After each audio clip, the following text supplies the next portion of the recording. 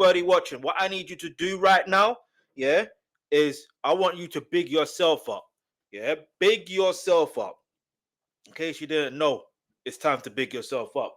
By the way, my name is Versatile, aka the I Can Be Trust, name you can trust when it comes to all things reactions. You see the title of this live stream. If you're watching the replay, it is what it is. However, we will get straight into it because what really is next for Diddy? Yeah, listen, we know he's been convicted of 2 out of 5 charges in 2025.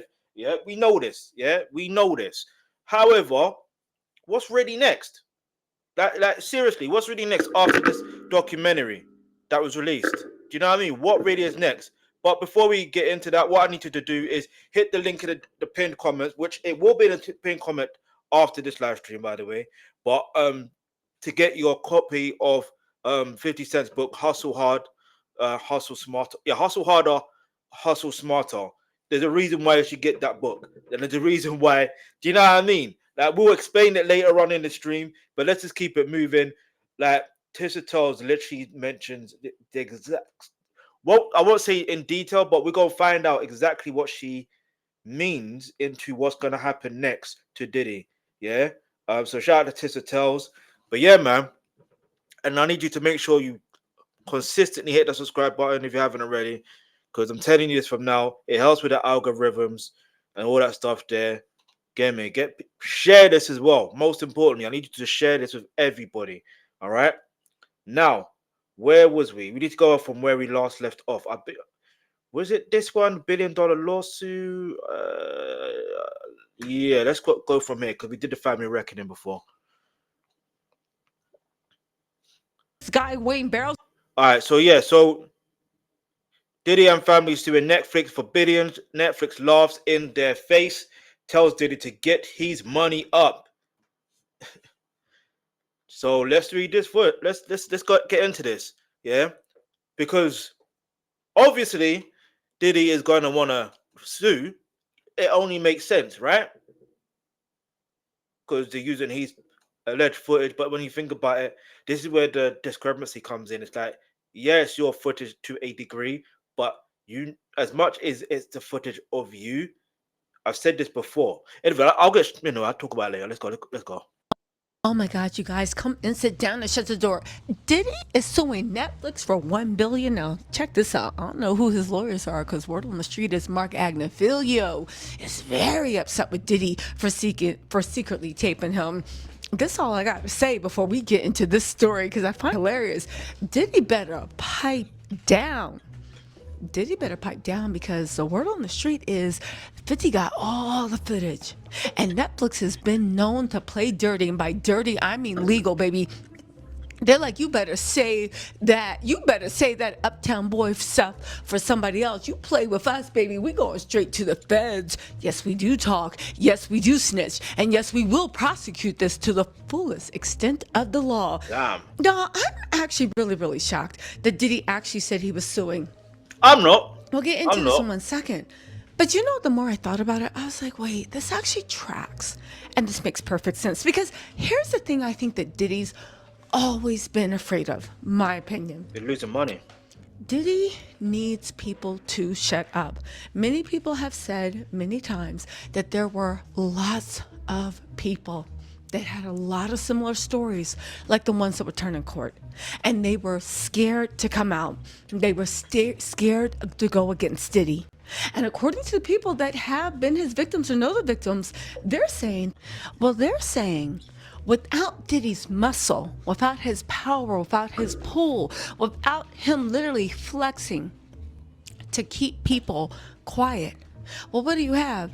You have a man that admitted that he's been high off of everybody's supply for the last 15 or 25 years. Facts. A lot of things can happen. Maybe he can use this excuse he doesn't remember. Even if he doesn't remember, you're still accountable. This $1 billion lawsuit, besides Diddy going cash poor and his kids not having any sort of income, as far as I can see, outside of Snapchat and stuff, and that's no shade because I'm on YouTube, right? For real. Then again, my daddy ain't a billionaire that could have helped me set up a business and do what I wanted. But at the end of the day, I decided just to coax off his name because it seems like my daddy is an egomaniac and is jealous of all the talents that is innate in his children. And every time his children tried to make a come up, he found a way to sabotage that so his kids could always be under his thumb. Yeah, he provided for him, but they were assets that had pushed up his image and his thing, and he used them to get money.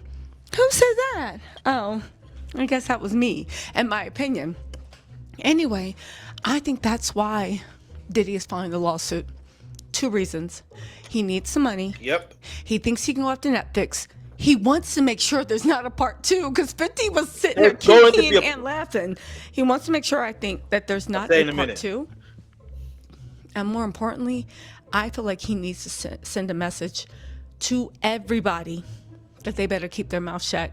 Because the people close to Diddy say that there are a lot, and I mean a lot of truths that could be told. Anyway, let's get into this.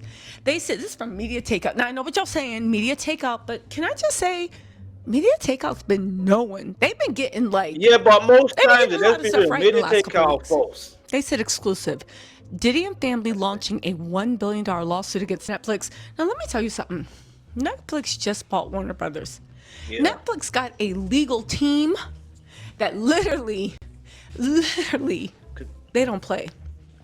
Netflix, I 100% believe, fully vetted this doc. I think that's probably why it took so long to get out.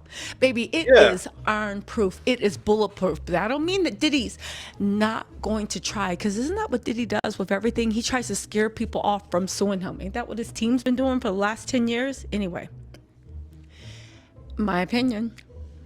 They said Media Takeout has learned that Sean Diddy Combs and several members of his family have lawyered all the way up.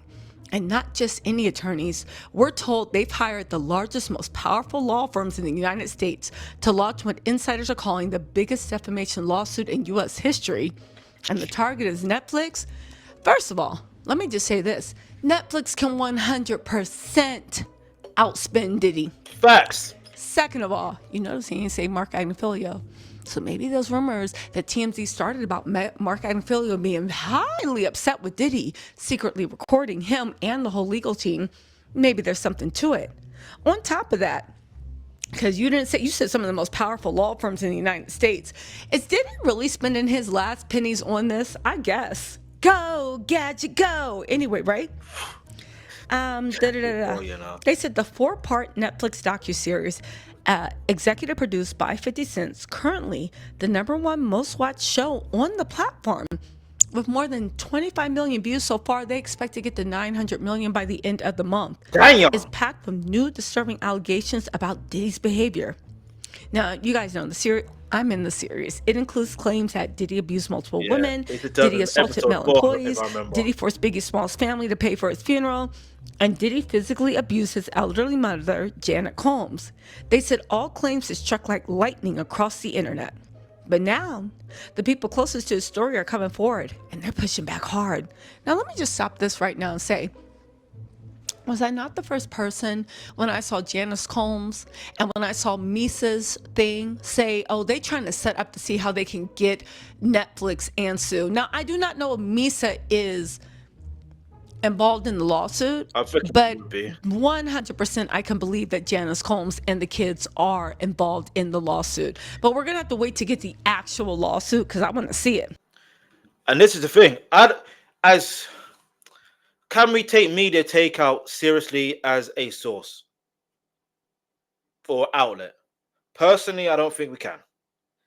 So, respectfully, Tisa, I see what you're saying. I see what you're doing, and it kind of makes sense, even if, because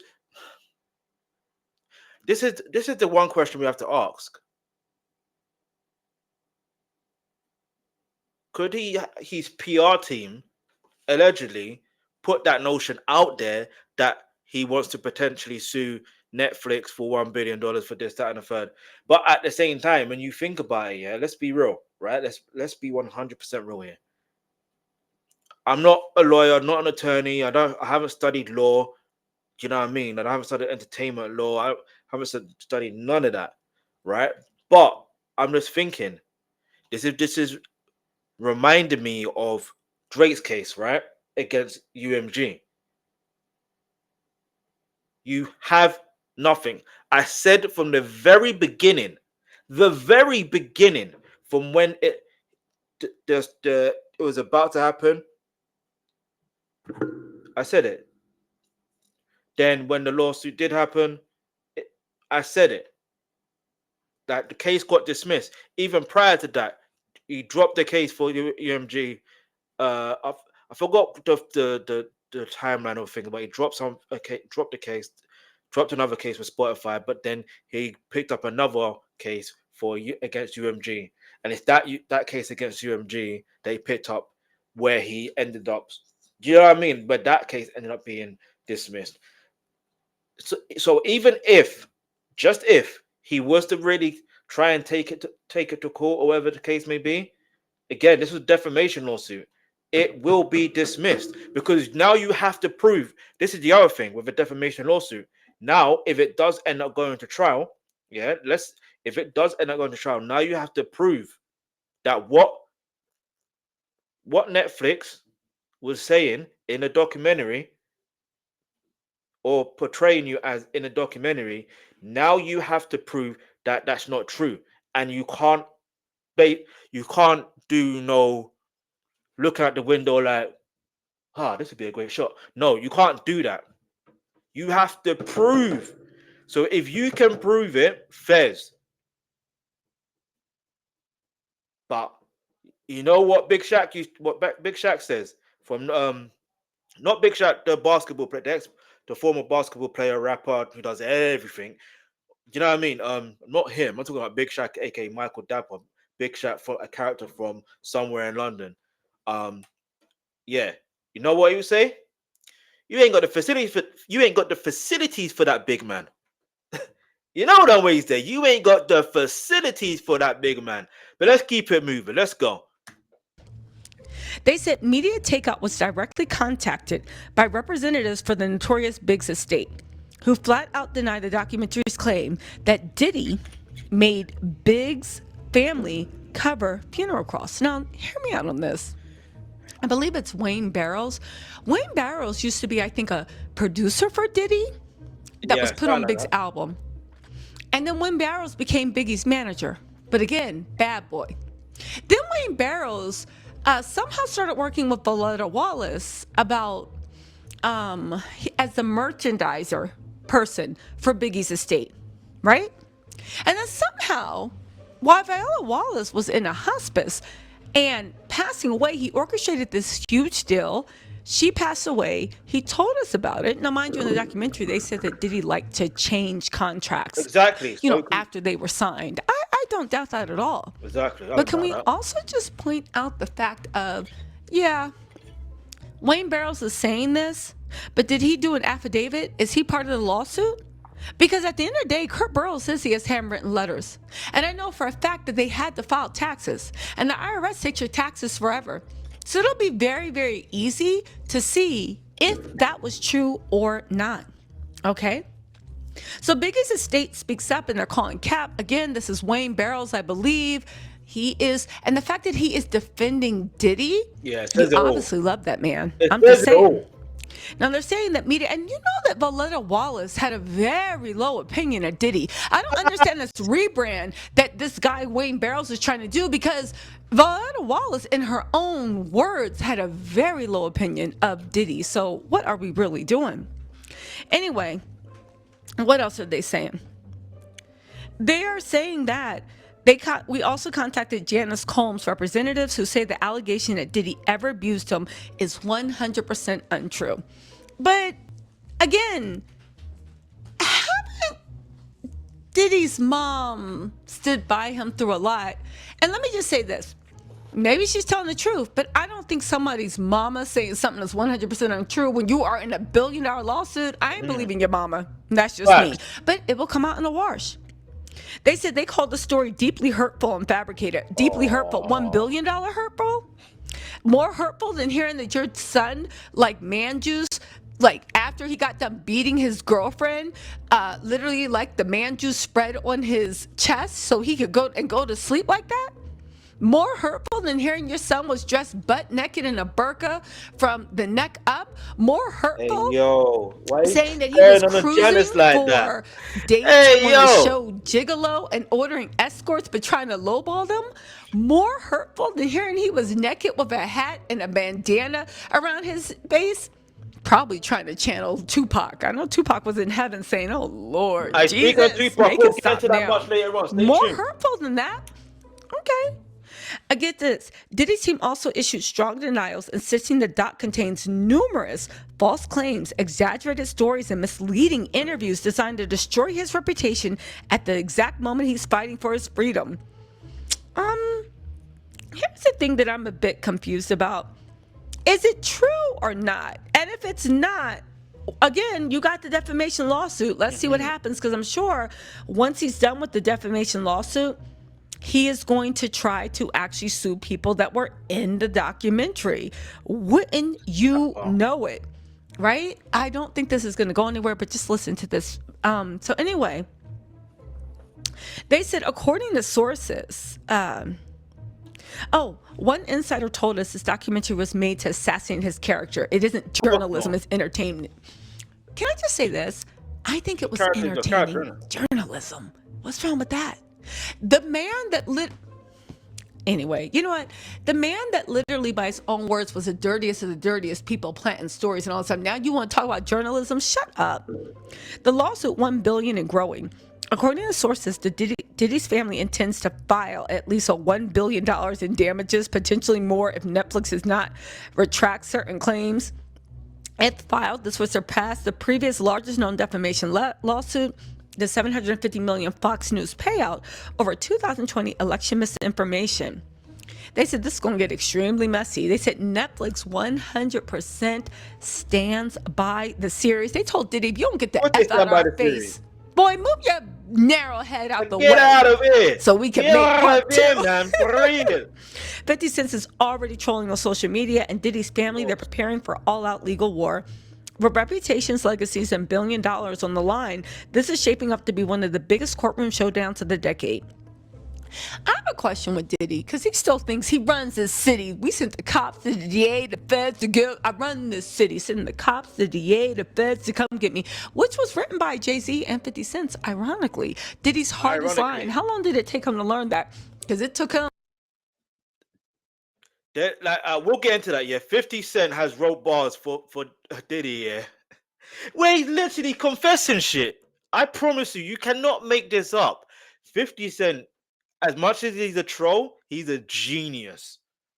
Like 7 months to learn 7 lines in the documentary. How long did it take Diddy to learn that? I will say this. Why are they acting like 50 can't troll? Why are they acting like after the documentary is out, he can't laugh and make jokes? The whole internet has been clowning Diddy more than anything. So I'm very, very, very confused at how Diddy still thinks he is a king among men. Remember in the documentary where he was sitting next to Little Rod and he said the only man he could ever compare himself to was either God or Jesus, because that's the only man that could ever come close to seeing him. Yeah.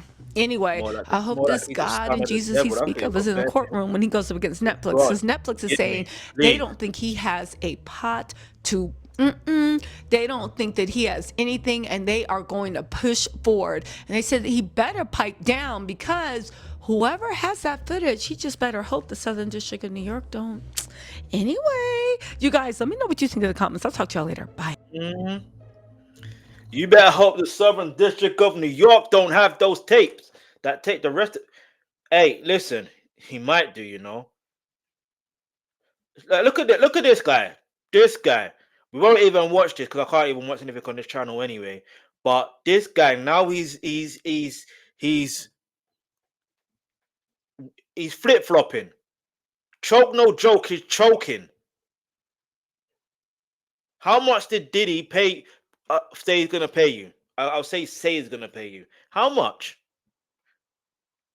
Allegedly, for you to want to flip flop, because first he was saying it's Puffy and the whole Tupac situation. We'll get into that, yeah.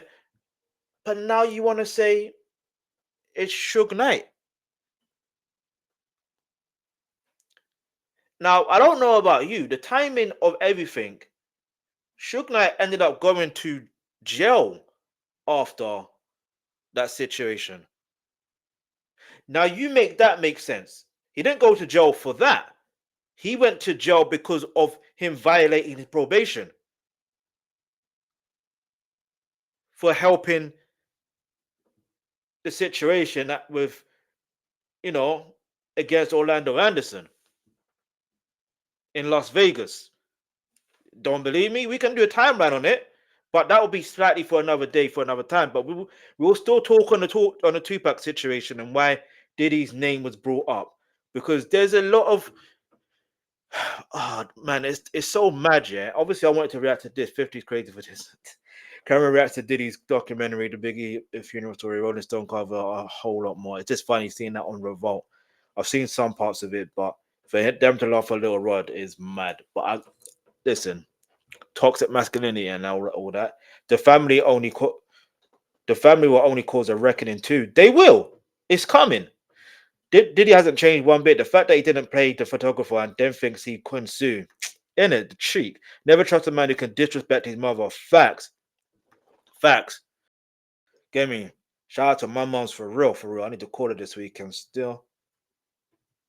Just to check in and that, you know what I'm saying? But anyway, listen. Um, Make sure you hit the subscribe button, turn on your post notifications. Listen. Hit the I want you to why we talk about, in fact, I'll put it here. This is why 50 Cent and everyone involved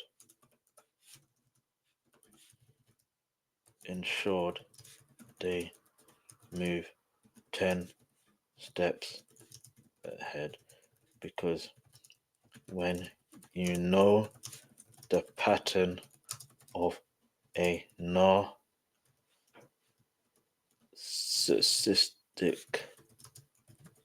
I can't even spell that, a narcissistic being, you know how to counter, hold on, whatever they may do next. Do you know what I mean? So, like I said, even if it is true, listen, Netflix, 50, Alexander Stapleton, like the whole of the executive producers, the research, everybody involved in that documentary, yeah, I guarantee you, yeah, especially the legal side, because you have to remember, I said it before, but maybe in the comments and somewhere else, I mentioned that they dotted their I's and crossed their T's, or whatever you want to call that analogy. I don't know how to say it properly, it is what it is. So, yeah, man, it's a very reminiscent of why I recommend you watch. Sorry, why you not watch, but why I recommend you go to the link in the pinned comments, yeah, and basically purchase your book of Hustle Harder, Hustle Smarter um by 50 Cent, because this is a clear indication of that. Like, it's a very clear indication that 50 Cent is hustling harder, but also hustling a lot smarter. A lot smarter. But anyway, because there could be a part two. And I was watching something with Gold Derby. He kind of alluded to it. Watching something with Sherri. He kind of alluded to it on that episode. Hey, even when you watch the documentary series, it has that perception that there's some things missing. And if you are in tune with hip hop culture, you will know there's something missing.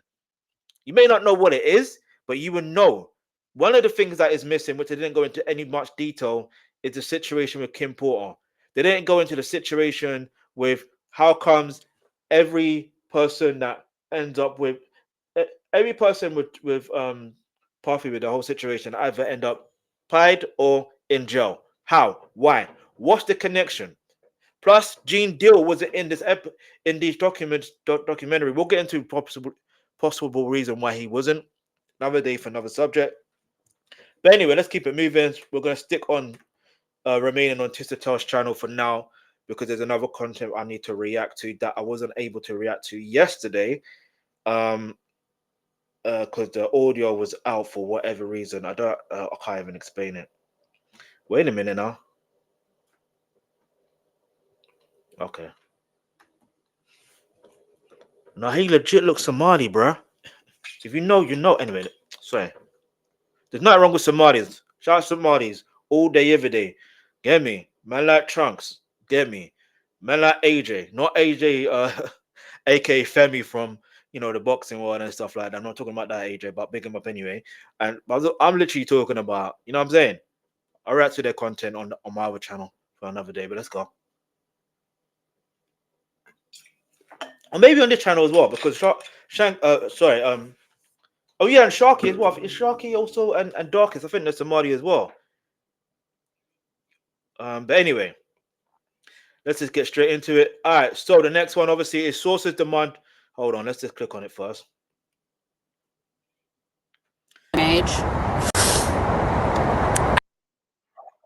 All right, so sources demand Janice Combs answers for what she did to Diddy. Chef Jordan drops more receipts. In the words of Whitney Houston, show me the receipts. Get me? Show me the receipts. Get me? By the way, my name is Versatile, aka the I Could Be Untrusted Name you can trust when it comes to all things reactions. And right now, obviously, we're going to continue reacting to what is next for Diddy. Like, on a serious level, what's next for Sean Combs? Like, what really is next? So we're about to find out what possibly is next. All right. There is potentially that $1 billion lawsuits, which personally, I don't think that's going to happen. I think that idea, that narrative I think is allegedly from his PR team to put fear, but that doesn't necessarily always work. Not nowadays. Do you know what I mean? And I could be wrong about that. I could be completely wrong, and I can hold my hands up and be wrong about it. But even if I am wrong and the lawsuit is happening in terms of he does file for a defamation lawsuit, the case will either be dismissed, or what will happen is, aside from it being dismissed, or go to trial to the point where he has to now prove that everything in that documentary is lies. You got to prove it, and I don't think he got the facilities for that. If you're doing Mark Agnafilio wrong and other people on your legal team wrong, yeah, by recording them without their consent, and you're damaging your protection and your rights for attorney-client privilege, it is what it is. That's on you. What attorney is going to want to work with you? Just saying. Let's go. Y'all, Mama Combs is back in the headlines, and she said she never laid a hand on her baby. But you know who else is back in the headlines? Chef Jordan, and she's dropping more receipts. And what's more, Chef Jordan is dropping more receipts that directly correlate with what's going on with Mama Combs and Diddy. And people are saying that she's trying to ring the alarm about what the true reason was that Mama Combs is defending herself. Moreover, Jordan is letting more tea slip. And it sounds like she posted a picture where she was outside a federal building, where the FBI is, where they investigate RICO and conspiracy. And this is fueling more fire that Diddy is 100% about to get new charges against him. At the very least, the people 100%. That help him do obstruction, the people that help him do tampering, the people that helped him get away. I know Juror 160 and 175 is sitting there like, oh, is she talking about us? Those people, baby, they are about to get their due. And baby, we're here for it. But listen. Definitely listen to what Jordan got to say. I'll be back after the jump, but listen to what Jordan has to say and let me know, because she is spilling serious tea. And if you guys don't know, Jordan was Diddy's private chef for years. She is so co-signing on Dawn, saying she just 100% believes what Dawn is saying, and Dawn's not a liar. She's letting us know what happened all those years, and she is ringing the bell that everybody that made the witnesses live in fear are going to pay for what they're done. And it seems like she's saying there is a current investigation going. Anyway, let me let you get into her. I mean, it was inevitable. Get into her. It was inevitable. Listen, let's go. I hope that more parents are accepting of their children when they display gay tendencies at a young age. I think that certain people think that they can beat the gay out of their children, which ultimately creates internalized issues and trauma for the long run. And so, yeah, my dad, who was a big time pimp and drug dealer, had got a prostitute for one of my brother's first 13th birthday and said that he didn't raise no kids, didn't know to come from him, and he was going to f that bitch, and he was going to enjoy it. At 34 years old, my brother finally came out the closet and said he was gay. We always fucking knew it. You can't beat the gay out of anyone. Acceptance is key. I just feel like, you know, more people need to be sexually free. I think that if you're gay, just be gay. You know, don't be out here acting like a demon. You know what I'm saying? Because you know, like a little dick. You know what I'm saying? You know? No, but in all seriousness, I think that we should have deeper discussions in our community about early childhood abuse and how that affects us. And also how exposing minors to sex, drugs, and sexual activity affects them and creates trauma as well. So you may not have children, but were you exposing them to sexual activities and having them watch it? Maybe entertain it? I don't know, but kind of feel like that's abuse too. Stop oversex children. Protect the kids. Protect the kids for real. I see ain't nobody hit me with no cease and desist. Them ones speaking truth. That's one thing. Is that people, you know, somebody that was on trial had their lawyers calling me a liar. There's a whole lot of shit that been said, but I've always had receipts.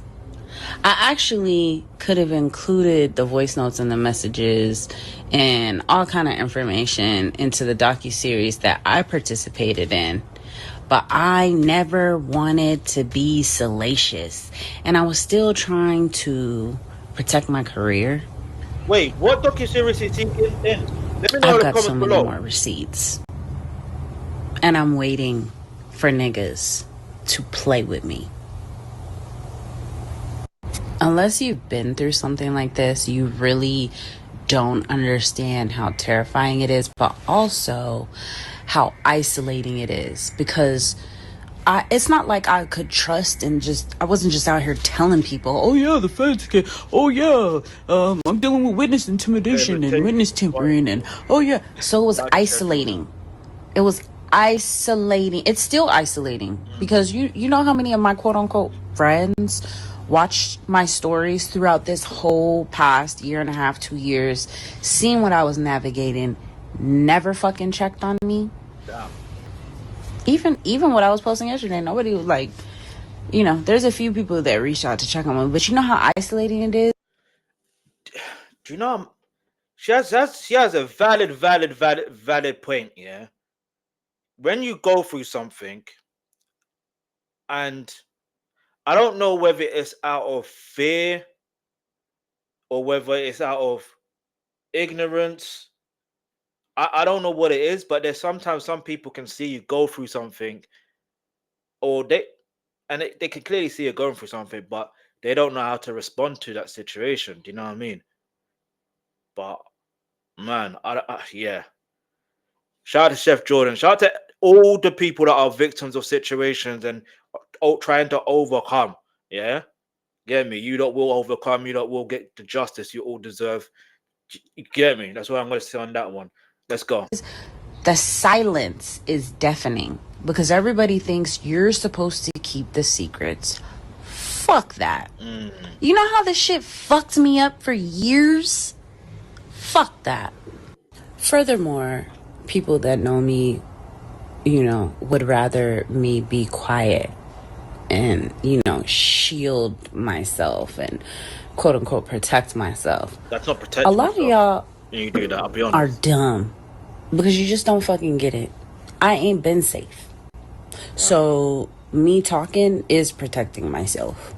And also, I can get whatever off my chest that I want to. And as far as the stuff with Neil Dominique goes, I just didn't want Neil to go into 2026 feeling comfortable. Because clearly he been comfy cozy thinking, oh, the public ain't gonna find out. So if you got female artists that are working with you, I hope they stop working with you. Because you clearly don't protect women, Neil. Sad facts, sad facts. You snake. So when I went to New York to testify, they have like a final meeting the night before. And it was like 10 agents that came in, people I'd never seen or interacted with before. And it was a shit show. It was a shit show. And I went off on them and I told them, you're going to fucking lose. No offense to y'all, you're a group of white women who don't speak the fucking language that is focused on bitches getting their ass whooped and sexual kinks. Where the fuck is the Rico? People do not understand where the Rico is because you guys are out here focused on the wrong motherfucking shit. This is what the fuck I told them. Yeah. Along with a whole bunch of other things. But, you know, this is chestnut checkers. I'm not going to say every motherfucking thing. But there's so much that y'all don't fucking know. Don't fucking know. That's kind of deep. Oh, she really outside the federal building. Hey.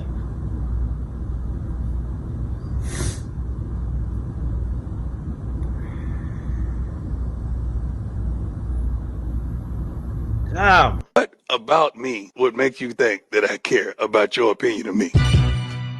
Your opinion of me is not the opinion that I have of myself. Shout out to Deion Sanders. You know, you ain't make me, so you can't break me. You didn't build me, so you can't kill me.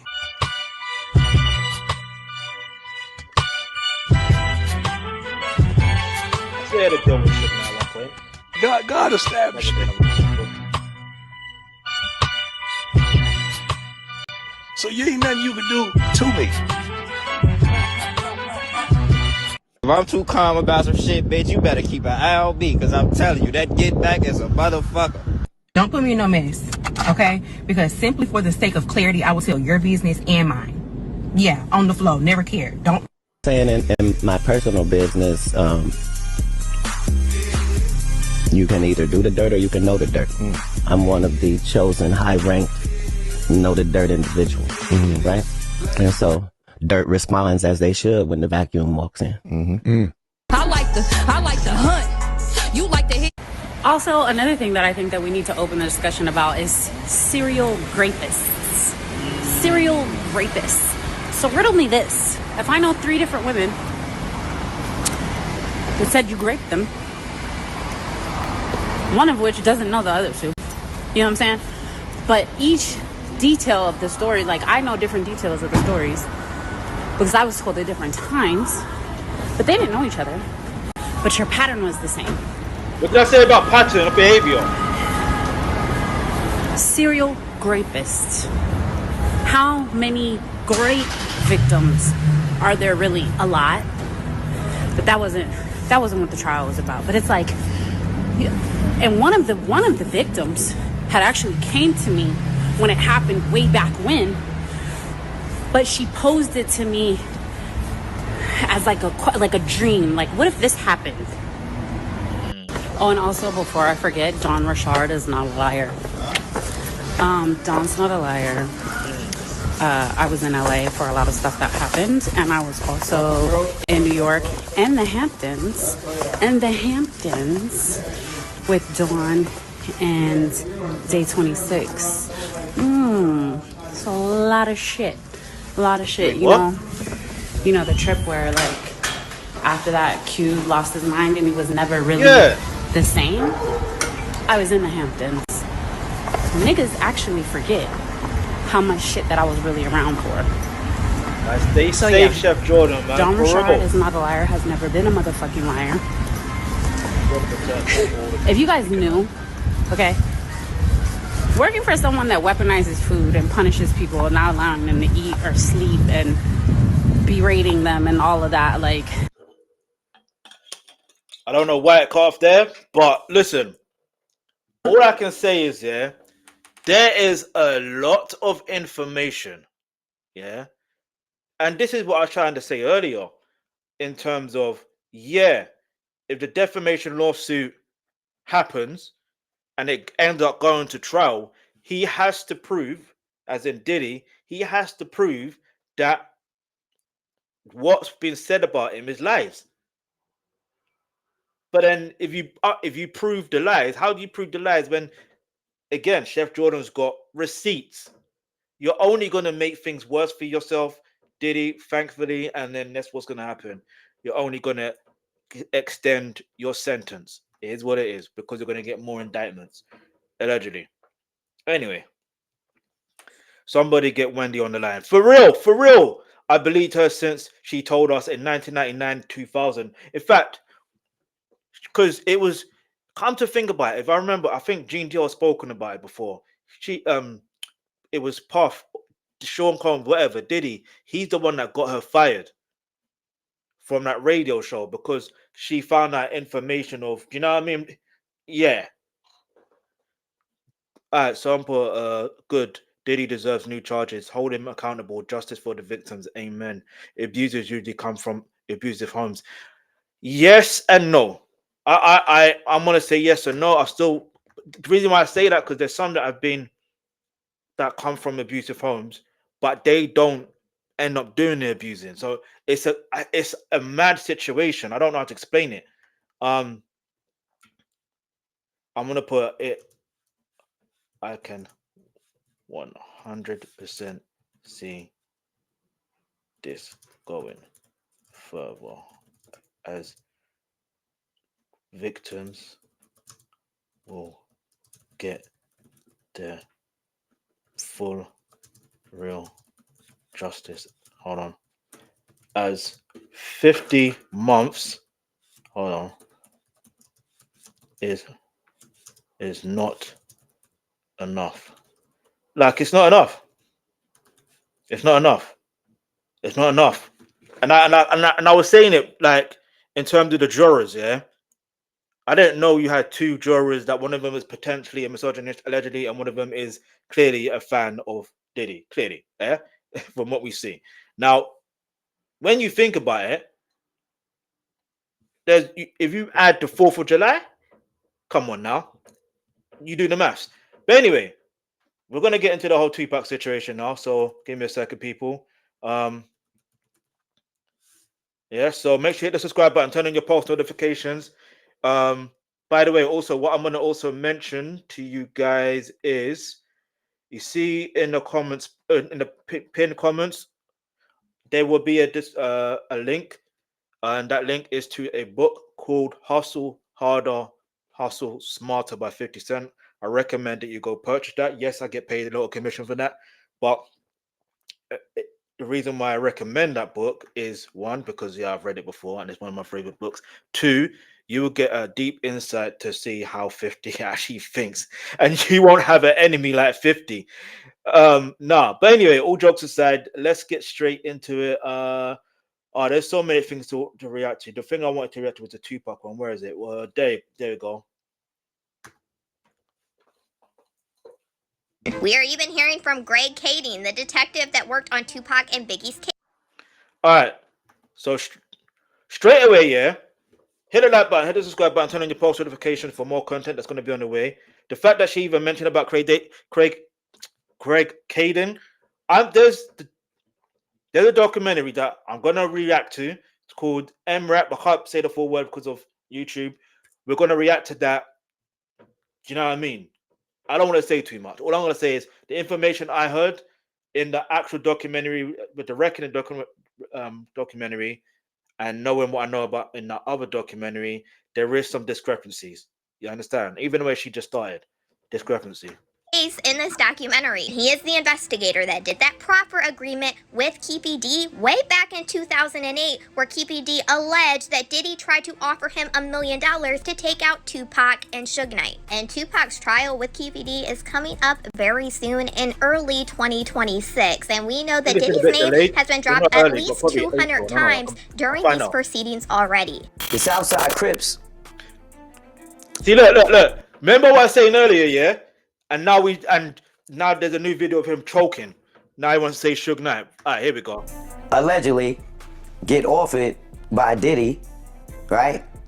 $1 million to kill Suge and Tupac, right? Due to the beef, the fake East Coast West Coast beef, which is really a beef between two labels. No, between two niggas. Pop Pulse family, yo, welcome back to the channel. How's everybody feeling today? Before we turn this thing up, do me a favor, like, subscribe, and share, because what we're diving into today, man, this one's different. Today, we're tearing into one of hip-hop's biggest, messiest, loudest questions. Was Diddy involved in Tupac's murder? And you know how we do over here, Pop Post style, a perfect blender of reactors going crazy, shock, rage, laughing, confusion, all mashed into one flame-filled documentary mix. Quad Studio madness, Keefy D's $1 million bombshell, Vegas streets after the Tyson fight, Biggie's final steps, Bad Boy Insider spilling tea, Netflix cracking open decades of secrets. Pop Post family, buckle up, it's about to get loud. Pop Post don't fold, we unfold the truth.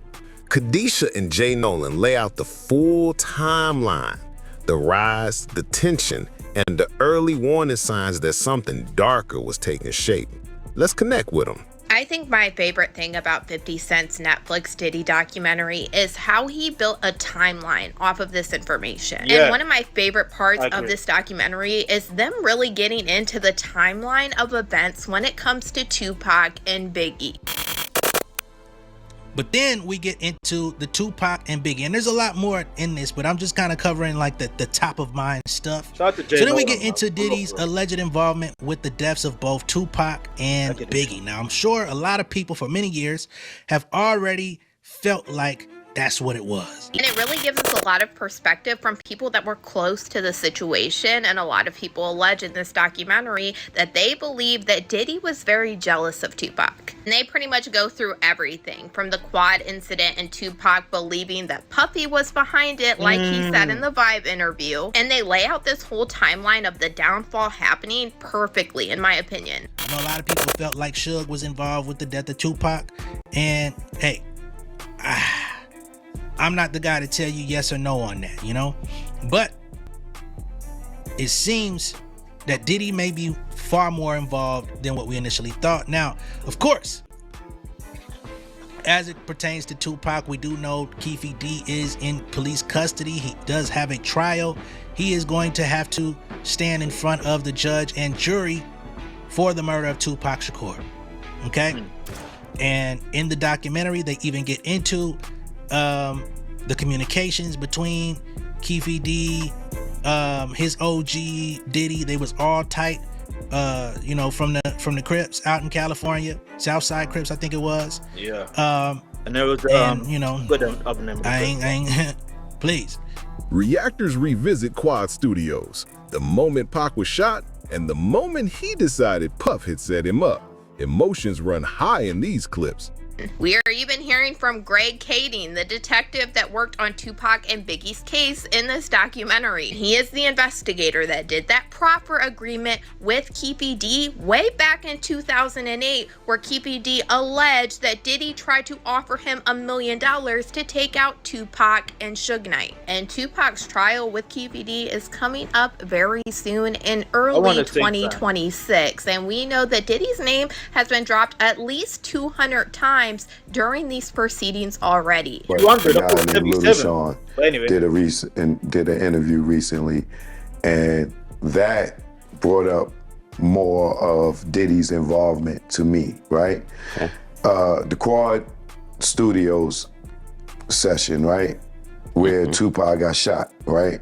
I believe that that's where the ultimate ending in Vegas, I think that this is the origin.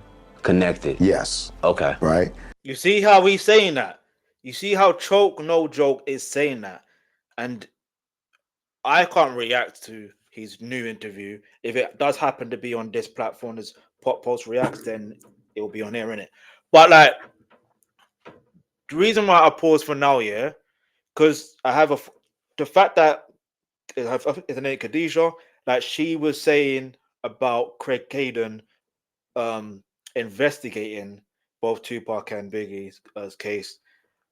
Well, from what I recall, and like I said, well, I will do a reaction to the actual documentary of it, where the profit agreement was in and all that stuff there. But basically, where I originally found out about Craig Caden, basically, do you know what I mean? But like I guarantee, if memory really serves me correctly, he was actually initially it was to do with Biggie's case first. I don't think it had nothing to do with Tupac, because I remember, like, I genuinely remember he said in the proffer agreement, in that tape recording, whatever you want to call it, Keefe D says he was asked a question, and then his response was, "No, that wasn't us." When he mentioned about in regards to Biggie, like, "Oh no, that wasn't us. That wasn't us."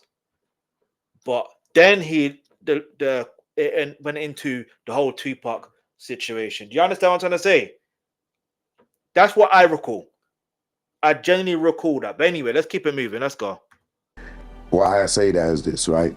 I watched this interview with Lil Sean more recently, and when he talked about it, the quad shooting, this time he left blanks. He didn't want to mention Diddy name, and he didn't want to mention Jimmy Henchman name. That was on Combat Jack right? interview. Which was odd to me, because when he left, so I did research and I went through all his interviews. I found his original interview with Combat Jack where he names everybody, right? Wait, was that on Combat Jack? See, maybe I'm getting it mixed up. I think it was on Matt Father podcast, My Expert Opinion, where he doesn't really mention names, but he does mention names in Drink Chance, but he doesn't. Do you know? Do you see what I'm saying? He does, but it's based on how Nori, the way Noriega or Nori asked the questions. You know what I mean? And EFN, DJ EFN. And the more recent one, he's just talking about, I got too much respect for these dudes. I don't want to mention their names. Definitely. They my big brothers. I'm like, damn, who he talking about? So I go research, boom, find the Combat Jack joint. He giving all up, right? The blanks that was missing was Diddy and Jimmy Henchman, right? So now here's what happens. If you go look at the Vibe interview with Diddy, or MTV interview, with Biggie and Puff sitting on the couch. You know that one, right? Yeah. He looks they are questioned about the shooting at Quad Studios. Diddy never mentions Jimmy Henchman, right? So he mentioned, what happens is this. Pac is doing bad at the time, right? He's famous, but financially, he's hurting, right? They all know this. So, Jimmy Henchman was trying to manage Pac. Pac wasn't like, nah, nigga, I'm not letting you manage me. You know what I'm saying? Like, so that began the little friction, allegedly, right? And of course, you got that mixed up. Choke No Joke 100% has that mixed up. Jimmy Henchman, he was basically managing Little Sean. Tupac, the reason why he was financially constrained was because of the legal situations he was going through. You know what I mean? Because he's going to court here and there. He stopped doing. I think he stopped doing show for a while, or whatever the case is. I forgot what the whole timeline of it. But basically, from what I vividly remember, from my own research, he basically was told, Little Sean wants to do a song with him, and because he's being managed by Jimmy Henchman, and he knows that Jimmy Henchman's from the street. So Tupac's like, I'll help him out, but you got just pay me. I think it was like $7,000 or something like that, something in that region. Tupac was getting paid because he's like, he doesn't know Little Sean. Like anyone else, he probably will do for free. I can't remember the words verbatim, but basically anyone else he doesn't mind doing, not necessarily for free, but there's a way to, do you know what I mean?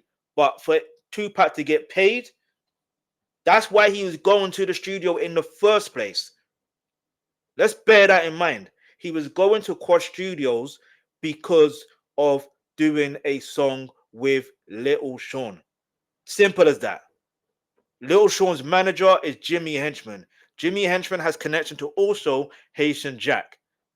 This is where it becomes so the connections is mad, because then Jimmy Henchman and Haitian Jack are also having connections with Diddy.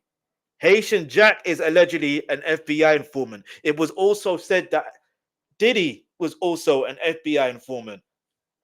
Listen, I'm not going to say too much, but all I'm going to say is, listen, the FBI have been watching Tupac since he was conceived.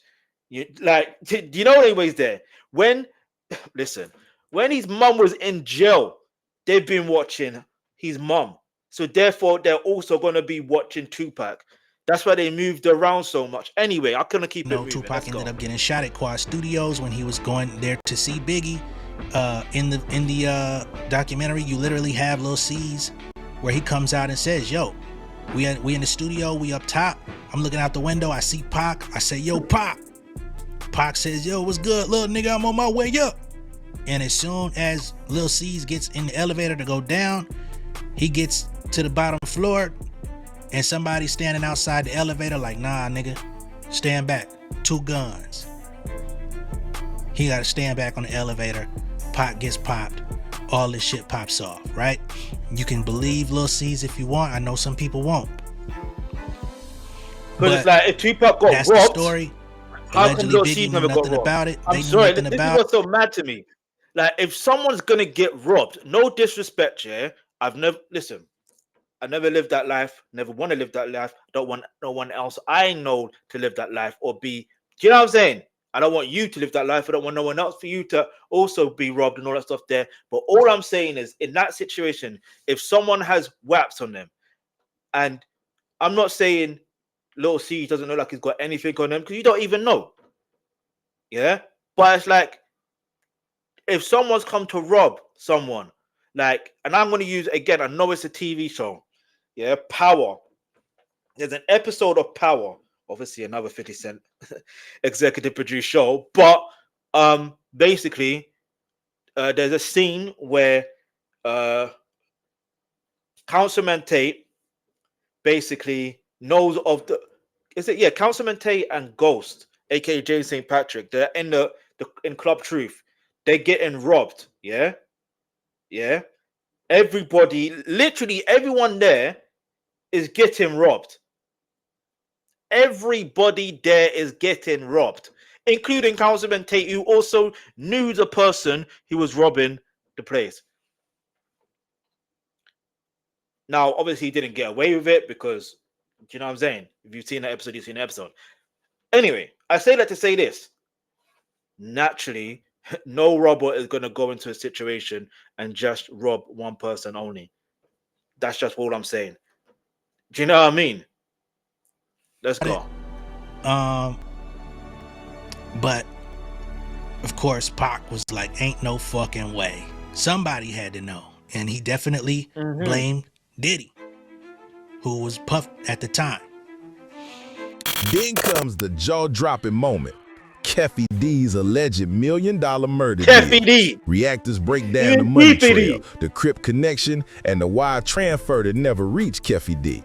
this night. And then during this documentary, we heard from the former president of Bad Boy, Kirk Burroughs, who alleged during this time, Diddy had him hiring a whole bunch of people and getting cars to drive to Las Vegas. And he is now very curious into why Diddy wanted to do this. And he said in his opinion, he now believes that Diddy was behind taking out Tupac. According to the comedy hype guest, Reggie refers to Reggie Wright Jr., a former death row security boss and ex-police gang unit connection who allegedly moved pieces behind the scenes. The guest links him with Dwayne Keefe D., a longtime member of the Southside Compton Crips. I'm gonna rewind that part just so I can understand. Hey yo, I'm telling you this from now, yeah. When I say there's names, people, and names and connections, you will realize when you put 2 and 2 together, it's so obvious. It's so obvious. Look, Reggie the Rat Wright Jr. And let's not get this twisted, yeah? He was literally only hired to be the head of security for Death Row Records. Like, he was literally the head of security. That was his job role, yeah? After the incident with Orlando Anderson, Suge Knight told Reggie Wright Jr. to put 5 more bodyguards on Tupac. Those were his words. A few months before, or maybe was it a month or just about a month? If that, Tupac fired Reggie Wright from being his security DO from a personal standpoint. But when it comes to events and anything else associated with the label, Tupac doesn't have a say. It's Suge Knight that has the say. Do you understand what I'm trying to say?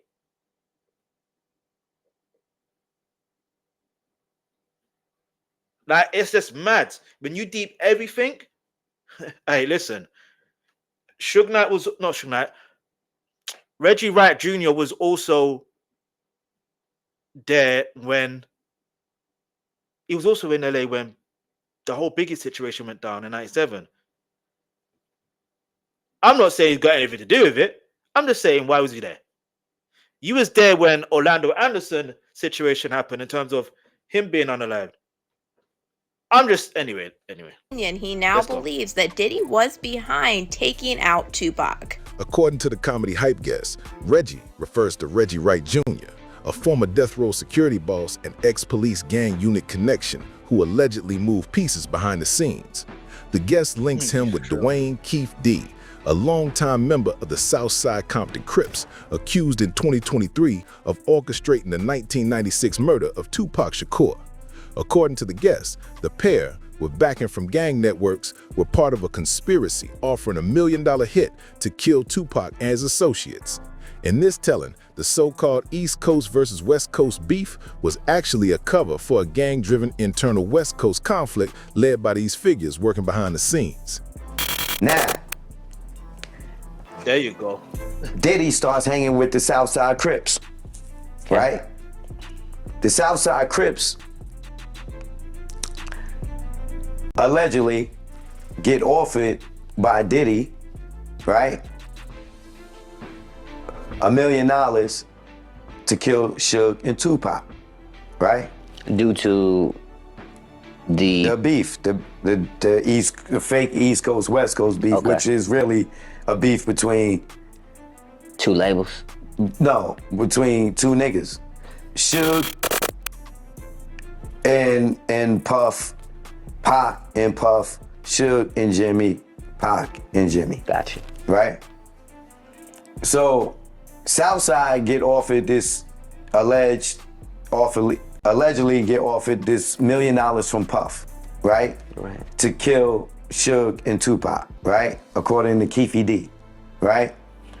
Now this is where Reggie comes in, right? Okay. And that was your way to kind of tie in Diddy. I just want to make sure that we're clear on that. Okay. Yeah, right? So this is where Reggie ties in with Diddy, Keefe D, and all of them. I believe, personally, that Keefe D, knowing that now in New York after Pop and Snoop and the Angie Martinez situation happened, they fly back to California. That's the last time Pop and Snoop saw each other, right? According to Snoop, he says, yo, cuz, you going to the fight, cuz? And Pop, yo, man, get out of here. And they ain't speak no more. But now the beef is lit with them, right? We already know it was real tension between the Outlaws and Pop and Snoop and the Dog Pound. Keefe D is in police custody. He does have a trial. Okay, I'm not gonna lie to you. Choke No Joke didn't really connect the Puffy situation with Reggie Rat Jr. I'll be honest, he didn't. Not in that clip. Not in that clip. He didn't really allege that. But I'll give him the benefit of the doubt because you're saying what you think you know instead of what you know. Do you understand? When you know what you know, do you know what I mean? You know what you know. So if you're saying, I think it was this, I just close these hat. Dad gang in there, you know. Jeez. Shout out to all the dads. You get me? All the fathers out there in the world. Let's go, let's go, let's go. Yeah, shout out to J-Lo. No. What's I gonna say? Oh, yeah. So it didn't seem like he tied the two together like that properly, but let's see. But how? Because the way it would seem to me is how that Reggie Rat Jr. connection will happen is who is head of security for that label for Death Row Records. It is 100% Reggie Rat Jr. And if he's got connection to Keefe D, and Keefe D has connection to Diddy, there's your connection.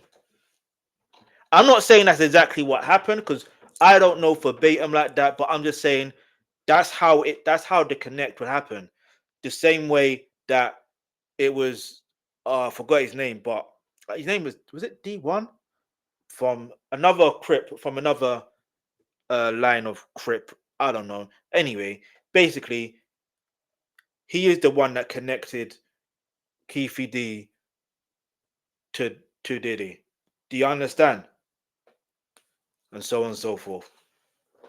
Eric Von Zip, sorry, that's it. Eric Von Zip was the one that did that connection. But anyway, let's keep it moving. He is going to have to stand in front of the judge and jury for the murder of Tupac Shakur. Okay? And in the documentary, they even get into the communications between Keefe D, his OG Diddy. They was all tight. From the Crips out in California, Southside Crips, I think it was. And I ain't please just relaying the information. And basically, that's what I'm doing. I'm just relaying the information. We know Tupac was killed in Las Vegas after the Tyson fight. And apparently there was a wire of $500,000 that was sent to his OG that never made it to Keefe D. Okay, so Keefe D is now standing trial for this, and that wire was allegedly from Diddy. From the gun to the car to the wire, the Vegas hit wasn't random. It was organized, and the reactors break down every detail. In Keefe D's 2008 proper agreement, he alleged that Diddy's friend Zip Martin is the one that gave him the weapon that was used to take out Tupac. Keefe D told the investigator Greg Kading that Zip Martin had a special compartment to keep this weapon in his car that he drove to Las Vegas. And in this documentary, we have Greg Kading confirming that Zip Martin did drive the same type of vehicle that Keefe D alleged to Las Vegas this night. Insiders who would dare began talking, leaked contracts, threats with a bat, money disappearing, and suspicious decisions around Las Vegas. See, Diddy been on some gangster stuff way back when, and I cannot wait to make the rest of these videos to tell you guys exactly some things that's going on, even that happened with Death Row, Tupac, Biggie, because man, this dude Diddy is an assassinator, man. He has been putting hits out on people for quite some time. Can you dig? Now the thing is, at this point, man, Diddy started getting real jealous. He started getting real jealous, y'all, because at Uptown Records, Andre Harrell, see, Al B. Sure was the man. Al B. Sure was the man. He was the one. He was the first big artist. He was the first platinum artist. You dig? And guess who his woman was? Treat him right. None other than Kimberly Porter. They said when you got off the elevator, man, you saw Kimberly Porter. And see, everybody knew that was Al B. Sure's woman, and she would not get at Diddy. Diddy didn't drink. He didn't smoke. He didn't do any type of narcotics. He was a complete square with a high top fade, you know. But he was adamant that he was going to get at Kim Porter by any means necessary, right? But the thing is, man, this is where Heavy D comes in. And it's funny that Heavy D passed from pneumonia, too. Because Heavy D, before Diddy even got with Uptown Records, Heavy D was already there. Diddy used to go over to Heavy D's house every day and beg him to introduce him to Andre Harrell, and eventually that's how Diddy became the A&R representative for Uptown Records. You dig what I'm saying? Just want to give y'all a little history, y'all. This is just a little history lesson, just some fact checking. You know, I can't leave the video. So all in all, we start off like this. Diddy's mom turned him out at a very young age. Damn. To say it like that, that's wild. I am going to say one more thing, and not one more thing. I do want to say this, though. Don't you find it intriguing, yeah, how we're looking at the timeline of... You always got to look at the timeline of events, yeah? And, yeah, one could go based on accusations, but there's always been rumors. Do you know what I mean? There've always been rumors that Diddy was involved with the whole Tupac situation. Quad Studios, all that, like, yeah. But let's keep it moving. To have this gangster persona that wasn't him. He dropped out of Howard University. Oh, by the way, I nearly forgot to mention that Craig Caden situation. Yeah, like I said, for him to investigate Tupac situation, the 96, yeah, that situation 96. You have to remember, his jurisdiction is NLA. So, rightfully so, he would have to investigate Biggie's situation. But this is my firm belief. The only reason why he was put on that case was to shut down what other Wallace is Biggie's mom case against the 400 million civil lawsuit against LAPD for their alleged role in potentially, you know what I mean, in the situation regarding her son. So the only reason why I'm saying that is because there's most people in this situation have a personal motive. They have a motive. Do you understand? And ever since Craig Caden has been going out doing these things, saying, "Oh, he proved the gate, he confirmed that." Do you know what I mean? No, you haven't confirmed anything really. Do you know what I'm saying? Yeah, you may be part of putting the puzzle together, but you're just one part of the jigsaw puzzle. What you're not saying is you're not investigating someone else that is from LA, aka Reggie Wright Jr. Oh wait, he's a cop buddy as well. Or what? Then again, you both are former cops. I'm just saying, yeah. I'm not saying that he should or shouldn't. I'm just saying, look at the pattern. When he's 19, he started throwing parties, y'all. He started throwing parties. He learned at a very early age how to drug someone and sexually assault them with Joy Dickerson. The paperwork's there. You can read the diary. It's all in the documentary. I just can't post it. He wanted to be at Bad Boy Records so bad, he used to sit outside of Heavy D's house every day and beg him to go see Andre Harrell, right? Andre Harrell gives him a job. He wants Kim Porter. He can't have Kim Porter because Al B. Sure got her. You dig? So he busts his butt over the next couple years till it gets to the point to where he no longer wants to be an Indian. He wants to be the chief of Uptown Records. And guess what? This is when Biggie Small comes into the picture, right? That was his artist. That was his first artist.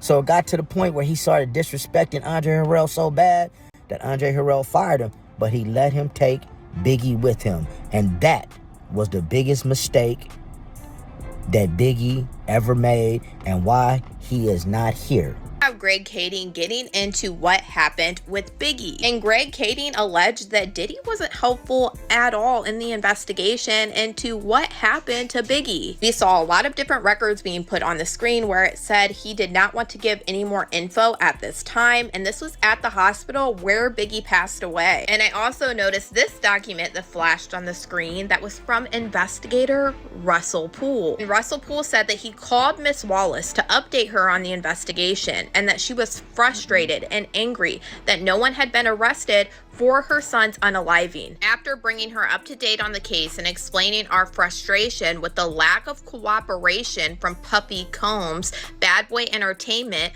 plus Biggie's own entourage's lack of further assistance in the investigation, Miss Wallace calmed down and understood the situation. Yeah, Greg you know what? Kading said in this documentary he believed that Diddy did not cooperate with Biggie's investigation because it would have led investigators back to him with Tupac's unaliving. I always remember the saying that when you solve one of their cases, you will solve the other. And that's why I honestly can't wait until Tupac's trial. Mace has been saying for years, just like all of the artists on Bad Boys, publishing is also in Diddy's mother's name, although she never wrote, produced, or sung on anybody's records. So they get into all of the deep dirt, and Kirk Burrows was essentially a right-hand man. And the reason why I'm talking about Kirk Burrows specifically is because he was essentially robbed out of his 25% stake. He's been speaking about this for nearly 2 decades. He first filed a lawsuit against Diddy for this in 2003. It got stumbled out of court based on, I think it was statute of limitations at the time. And he refiled a new lawsuit last year under the Gender Motivated Violence Act, which allowed people to bring up older situations if they were sexually violated, which he claims that he was. I can't say anything to that. But the sexual violations in tandem with the... No, I'm sorry. Forgive me, God. It's just the fact that he said, but. Like, you can't, the whole situation, then he said, but, and I'm like, no. We're not doing that. Hey, listen, alleged let's go. Stealing of his 25% stake. He says Diddy came into his office with a bat and said, look, bro, I got this business deal I'm trying to secure. I need some money up front. I need to cash out on your 25%. I promise I will give it back to you after this happens. He said he threatened him in so many different ways until he finally obliged. Reactors then shift to Biggie, why he didn't want to be in LA, why his flight was canceled, and how his own funeral was allegedly funded from his contract. The outrage in these clips is real. Biggie did not want to go out to Los Angeles. And Kirk Burrows feels like Diddy should be responsible for what happened to Biggie. What Kirk Burrows alleged next is what's really chilling. He said something that we have heard alleged many times, and he said that Biggie was actually leaving Bad Boy Records shortly before he passed away. Kirk Burrows alleged that Biggie already signed the paperwork to get out from underneath Bad Boy. Then Kirk Burrows went on to allege that after Biggie passed away, Diddy came to him and told him to change the terms in the contract that Biggie signed. And he claimed that he was so calculated that he told Kirk Burrows to just switch out the middle pages. That way on the last page, Biggie's signature would still be there. That way Diddy could allegedly keep racking up money from Biggie. Like I said, this is probably one of my favorite things about this Diddy doc is literally it's a full timeline of events laid out in front of your face. For years, we've had there's things missing. Kirk Burrows, that's what's so mad, and other associates from Bad Boy that have come out and said Biggie never really wanted to be in Cali. Even though he made the Going Back to Cali song, he didn't actually want to go out there. The time that he did spend out there, he was eager to leave. He was supposed to go to London, fly out to London to do a UK press tour. And Diddy said, nope, we're canceling it. Cancel the flight, cancel everything. We staying out here a couple more days. I'm throwing a party. Richard Blackwood, what he thought. He threw the party, and subsequently Biggie was shot afterwards. Okay, that's how it happened. With new footage, new testimonies, wire transfers, insider statements, and a federal case moving, reactors asked the final question: is Diddy finally going to be indicted? The assassination of Tupac Shakur. Once this is said and done, because when you guys hear these interviews, these proffer agreements from Keefe D, and when you hear all these interviews that have never before been heard in life, and see all these videos that have never been seen in life, he may get indicted for the murder, for the assassination of Biggie and Tupac. And this is not me saying allegedly. I'm just telling you what I saw. Now, I will say, I'm more than ready to leave Diddy in 2025. I don't want to hear shit else about this nigga in 2026. I don't want to see this nigga face. Like, I don't want to hear no documentary. I don't want to hear no unreleased music. I don't want nothing to do with this nigga in 2026.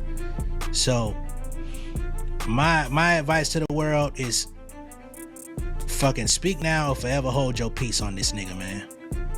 No. This was intense. From Quad Studios to Vegas, from bad boy boardrooms to courtroom recordings, this story is still developing. If you enjoyed this documentary mashup, hit that like button, subscribe, and share this video so it reaches the whole culture. Stay safe, stay curious, and I'll see you on the next one.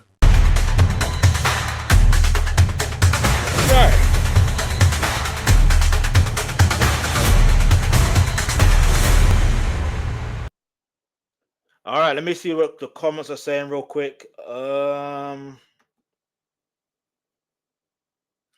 yeah, man, let me know what your thoughts are. I'm gonna obviously hit the subscribe button. That much is evident. You can hit the subscribe button on my channel if you haven't already. Let's see what people are saying. This was 3 days ago. Great breakdown, justice for Tupac. There's only 5 comments. Diddy wanted to be Pac. Facts. Biggie wanted to roll with Pac, but Pac said stay with Puff. But after which Diddy knew about, Pac said F everybody. Pac said F everybody was showed with Jimmy and Bad Boy at watch interviews, and Diddy asks about it. He looks hella shook. Facts. Diddy is evil. This woman who was talking in the beginning have the most annoying voice. She doesn't have the most annoying voice. Do you know what it is? Her voice is just the pitch control is changed basically.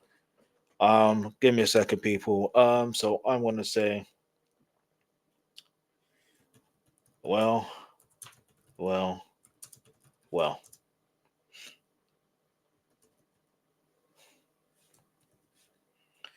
The saying goes, the truth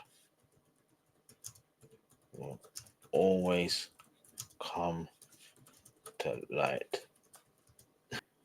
And this time, justice is happening for Tupac and Biggie and everyone involved in their physical demise will get all that is coming to them, because it is not just allegedly Diddy,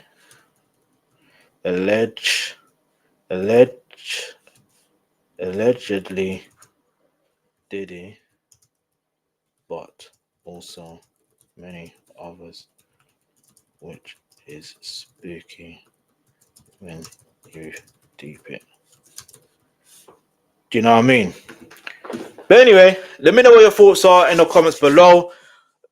Listen, I recommend you actually go to the link in the pinned comments, which you will see, and it's in regards to 50 Cent's book, Hustle Harder, Hustle Smarter, because that documentary is proof that he genuinely hustles harder and hustles smarter than anyone else at this point, because look where we are now. Do you see what I'm trying to say? But anyway, let's just keep it moving. There's one more thing we're going to react to in regards to the whole Tupac situation. Shout out to Discretion TV. But yeah, make sure you share this video, share this live stream. I don't know if is it this one?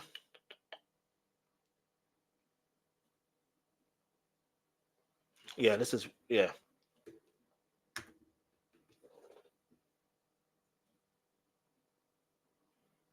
If it's not what I'm thinking. The first episode, I'm tripping. All right, but look, in the first episode, right? Don't watch it, Lou. I'm listening. Here's the thing, yeah. By the way, you see with Whack 100, everything he says in general, you got to take with a pinch of salt. All right, you have to take with a pinch of salt. Bear with me, people. Bear with me. I need to do something real quick.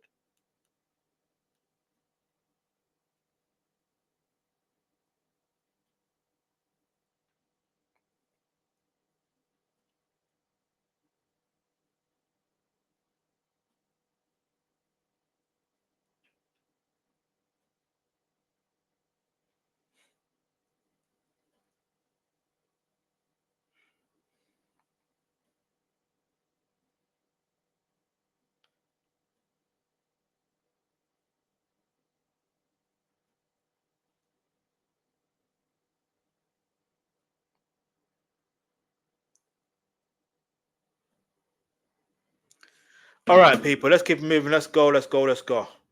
So the title is Whack 100, 50 Cent, Diddy, Doc, and Suge Knight used Tupac as a shield. Yeah. You know what? I ain't got time for him. And I'm not going to lie to you. Just the title alone is pissing me off. It's pissing me off. It's pissing me off. It's pissing me off. It's pissing me off. It's genuinely pissing me off. We'll just react to Josh Johnson's reaction to the documentary. So yeah, let's go. Shout out to Josh Johnson, man. It's my pleasure to bring in my favorite comedians. You know him from The Daily Show. It's Josh Johnson.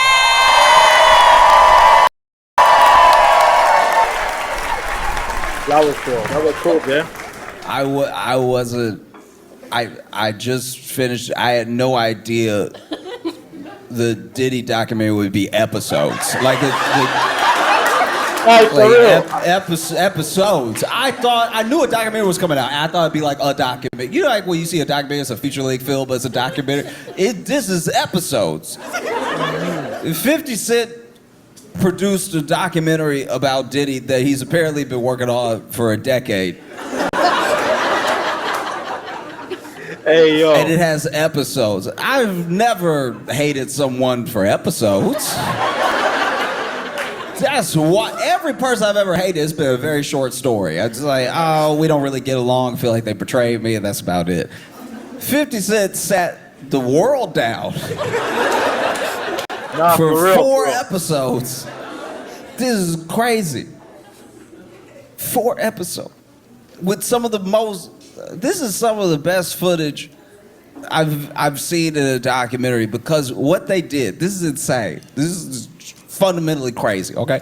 The documentary starts with Diddy in a hotel room talking to his staff and his lawyers about what to do about this like incoming indictment, right?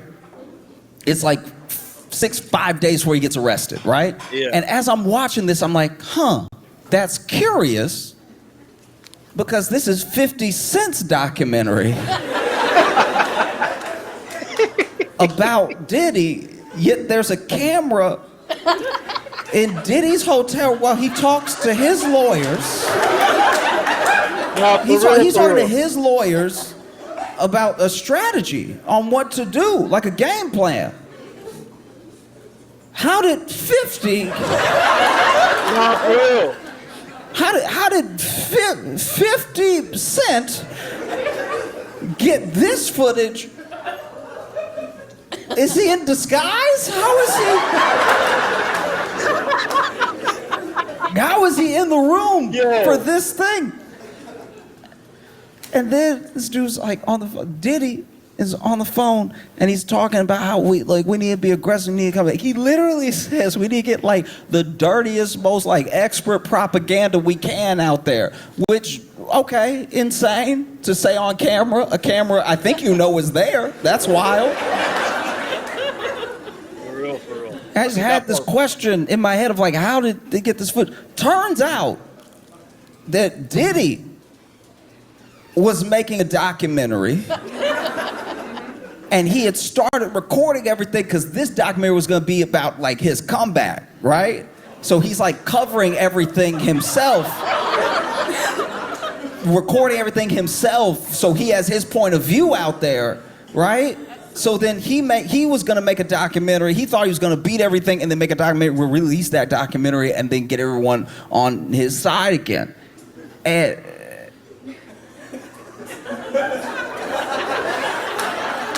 And now you have to ask yourself, how did 50 come into the possession of Diddy's footage for Diddy's documentary about Diddy? Nah, for real. This is crazy because he's making a documentary himself, but then he took that documentary. Apparently what happened was that Diddy did go to jail and then he couldn't pay the cameraman. So then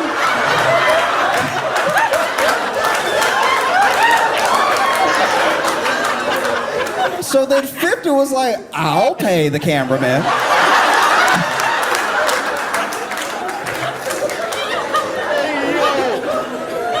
And Diddy is such a terrible person. He is such a terrible person that even in the documentary he was making about his comeback, it makes him look so bad that 50 didn't need to edit any of it. It literally, he already said on a camera he knew was there, we need to get the dirtiest, like, most filthy expert propaganda we can out there. That was for his documentary. And then 50 took it and he was like, this will do nicely, yes. This is fantastic. Hey, yo, oh, that is too hilarious. This is why I say 50 Cent literally is the epitome of one of these books, yeah? Hustle Hard, Hustle Smarter, which you can go grab your copy in the pinned comment, yeah? Yes, I get a commission from it from Amazon, but it is what it is, all right? Because man has to get paid, man's got bills to pay, you know what I'm saying? But, yeah, oh, man. Nah, 50 really is the epitome of hustle hard and hustle smart, and you could be that way too. Like I said, the link to that is in the pinned comments, as you know. All right, but let's keep it moving. Oh man, shout out to Josh, man. Hey, I've been waiting for his reaction. I promise you, yeah, I was meant to react to this yesterday, and I literally forgot, yeah, because the way I set things up, and then I was setting things up to react to today, and it's like, yo. I was watching something to do with 50 Cent. I think his Gold Dairy video interview, him and Alexandra Stapleton. And below it, was suggested was Josh Johnson. I'm like, oh yeah. I was meant to react to that. You know what I mean? But no, man, let's keep moving. Because I was sitting there, I was like, because also the other thing happened. So he gets off the phone with his lawyers, gets off the phone with his team and everything. And then he stands up and he's looking out the window.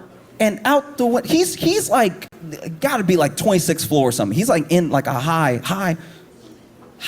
rise, and across on the roof of another building, another tall building, but on the roof of another building is just, Diddy is looking out the window to another building, and on top of that building is just the police.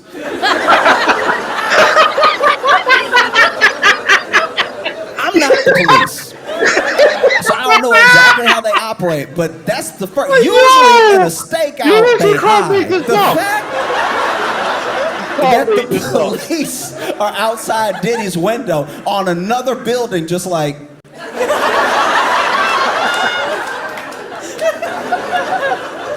This is crazy. Once again, this is his footage. His footage. That's wild. 50 Cent has been promoting this documentary with glee. For real. He's been going because he hates Diddy so much. He hate Diddy. You you think you hate stuff. You do. You think you hate things. Ooh, I hate racism. No, not as much as 50 hates Diddy. Ooh, I hate sexism. You haven't even met sexism if you compare it to how much 50 hates Diddy. Oh, I hate olives. You love olives compared to how much 50 hates Diddy. Not ready for how much 50 hates Diddy. He hates his, first of all, he hates some episodes. He hates this man.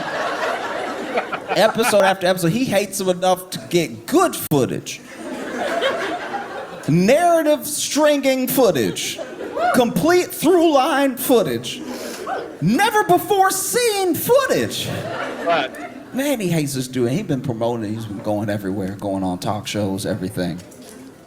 Goes on all these talk shows. This dude went on like MS Now, whatever they're calling it, and he's talking. I think he was talking to Ari Melber, and Ari is asking him, you know, just seems like they're having a conversation about like him specifically, and they were like, "Do you have any like heroes, people you look up to?" And from what I could tell, 50 was basically like, I have people in my life that have accomplished things that I would like to accomplish, but I don't put anyone up on that level to just like call them my hero. You know, he doesn't like deify a person like that. And You're right, babe.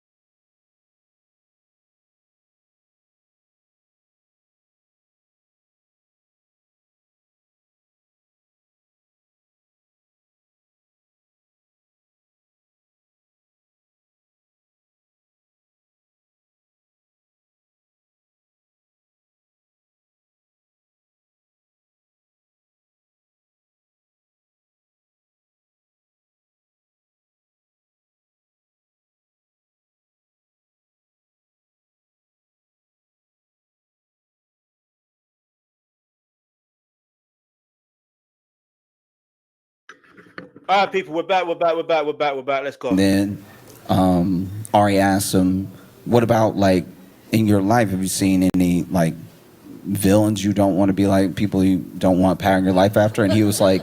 No. He asked him, who's your favorite villain? Like your favorite super villain? Or no, who's your favorite villain? That was the question. But anyway.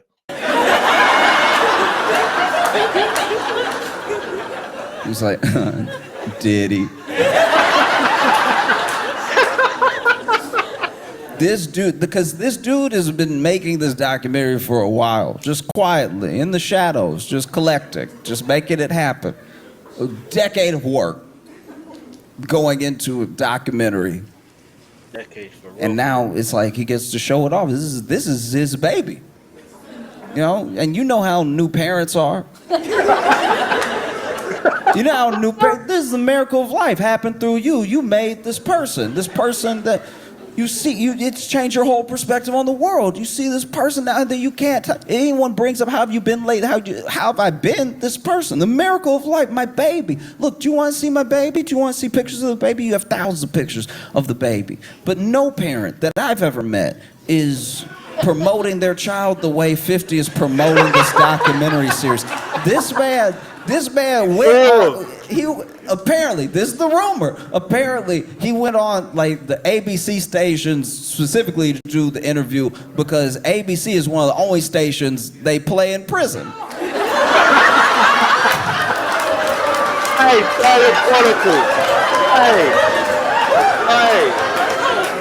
This is a biblical amount of hate. Cain didn't hate Abel this much. This is wild. He is doing everything but looking right to the camera, smiling and waving at Diddy. This is insane. This is wild. He's smiling so hard. I've never seen him smile like this. Facts. This man's smiling. 50 Cent in every interview is smiling ear to ear. I didn't know he had dimples. I think they just came in.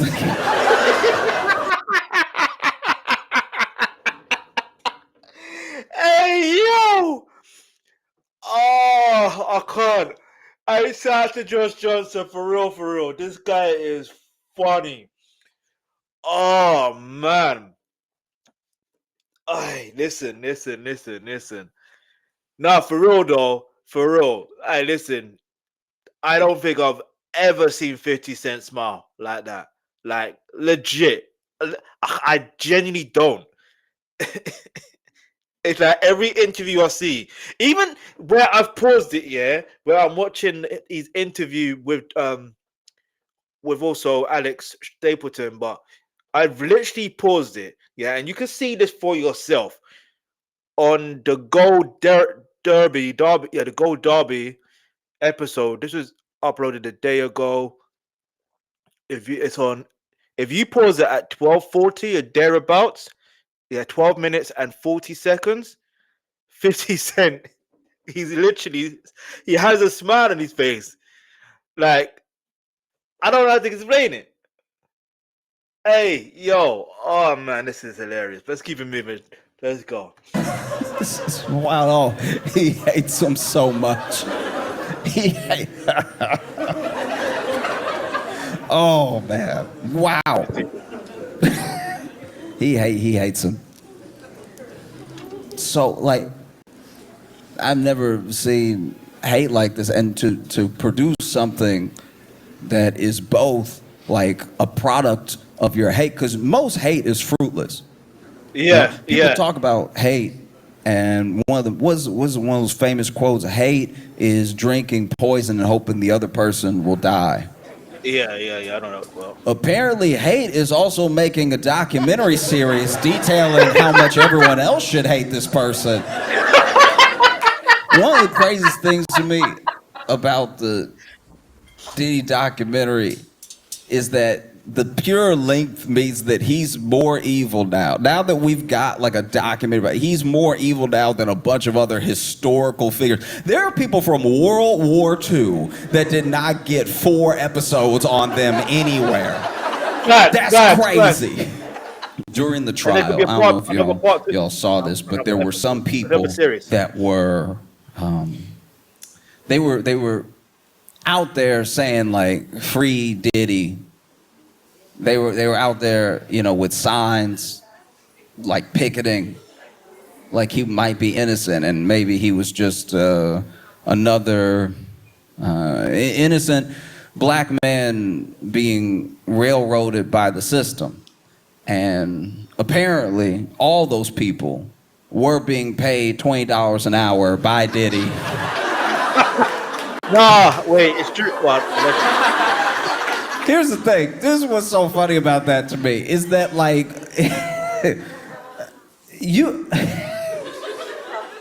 they're out there being like he's innocent, but they're also not hiding the fact that he is paying them to say that.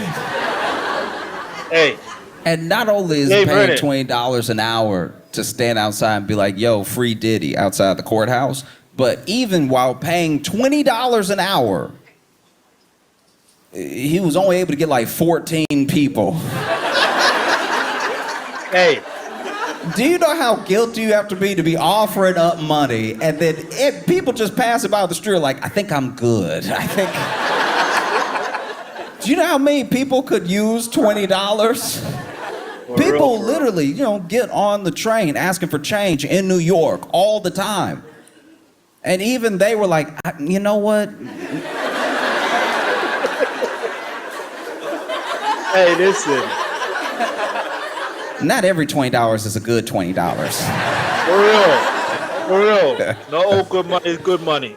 Not all money is good money. Documentary is insane because there's so much that we knew beforehand. There's so many things that we already knew where we were like, all right, this is, you know, we've all seen it. A lot of baby oil, way more baby oil than anybody needs, right? Which I will say this, watching the documentary now, knowing what we know, editing wise, they didn't need that many shots of baby oil. That does feel like 50 Cent was standing in the editing room like, no, and put some baby oil right there.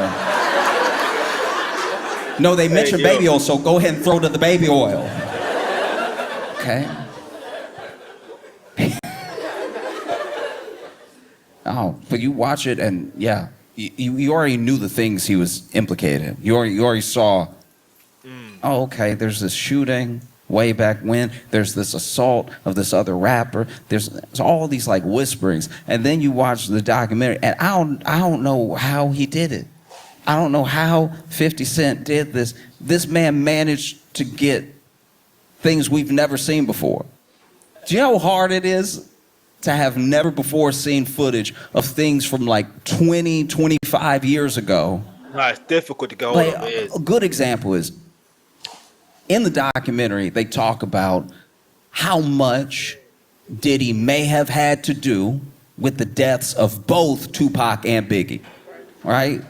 Mm-hmm. Which is also insane that someone who can't rap at all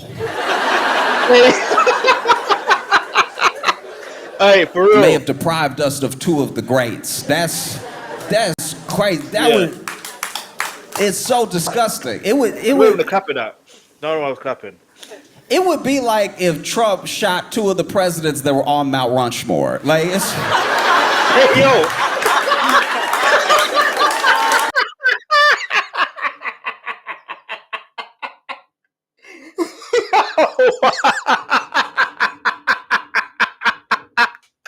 Hey, nah, wait. Do you know what's mad? Yeah, it's just knowing the character of what I know of Donald Trump. It wouldn't put him past. It wouldn't. If someone told me there's a video of there's a video of Donald Trump with you know what I mean, like one of those things, yeah, and he's literally doing that to two of the presidents on Mount Rushmore, I would believe it. If someone told me on the street, I would believe it. And look, I'm in the UK. I would believe it. If someone put it in the comments, I would believe it. Oh man, that is too hilarious. That is too hilarious. But whether you want to say they're good presidents or not, or great presidents or not, that's on you. I'm not into politics like that. I'm not into American politics like that because I'm in the UK. Simple as that. All right. Let me just put that into perspective. But back to the comedy. Like,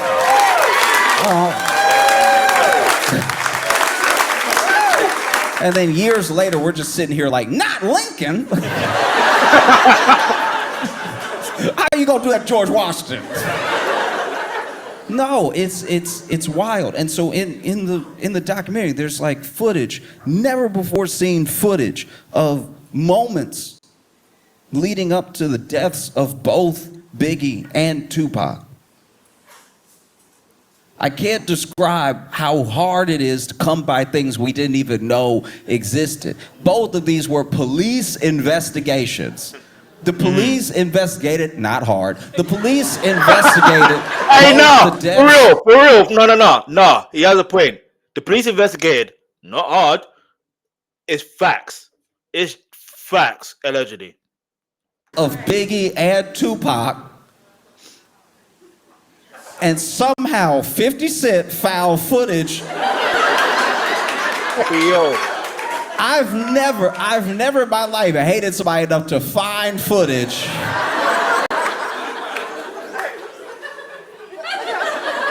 For real.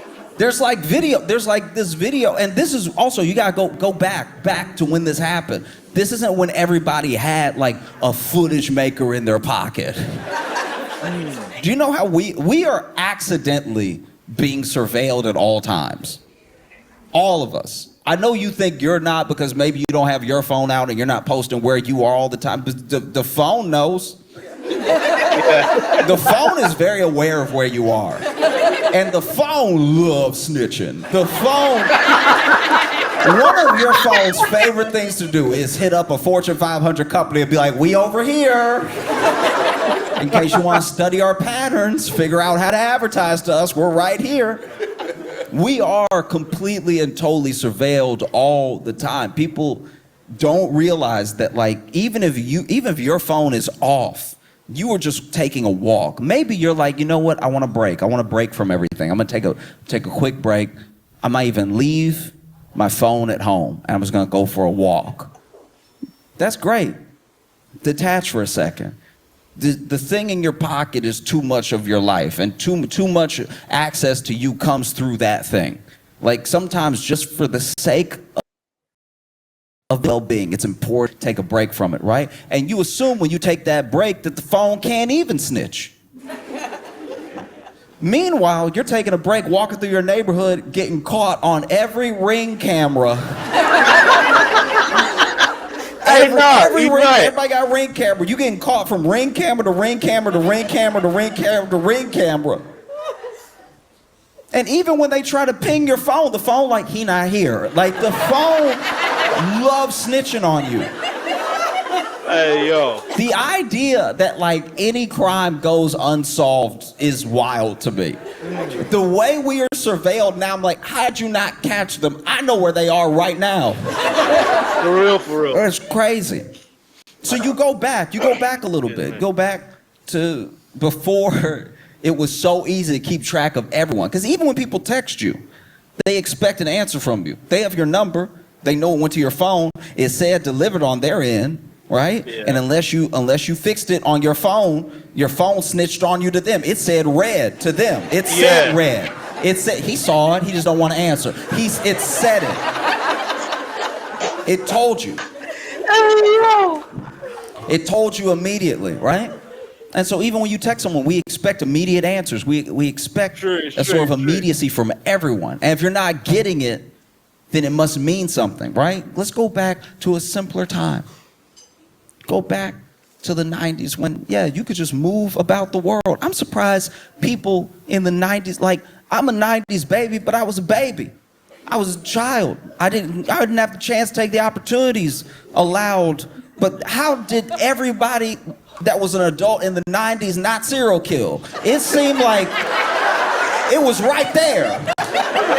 Anytime somebody older than me hates somebody else older than me, I'm like, you could have been dealt with that. That seemed like... All right, you don't want to solve a problem, that's on you. But like, I'm just saying, it's crazy to look back. Even like CCTV footage from like 1990, it is indistinguishable from a game of Pong. Like it's so unclear what is happening in the thing. I can't believe anyone. Hey, yo, the quality of the cameras back then, though, for real, that CCTV footage. Oh, man. Oh, hey, Joss is too hilarious, man. Let's keep it moving. Let's go. No one ever went to jail off of the original CCTV footage. It's so hard to tell what is happening. I can't tell if that's somebody beating somebody up on a street corner or if that is the Sasquatch. It could be either one of them. Black and white, barely imaging, got pixels everywhere, just moving. And it's like, as you can see right here, no, I can't see that. I can't see that at all. Even when I watch old episodes of Law and Order, hey, yo, and then they play the footage, that's how you know it was bad. I'm watching on TV, them pretend to be lawyers on TV.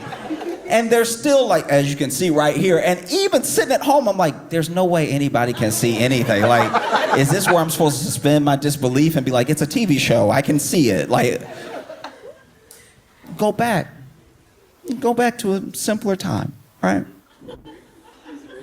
Go back to a time where if you wanted there to be footage of something, you had to go out of your way. Truly out of your way. You accidentally make footage now.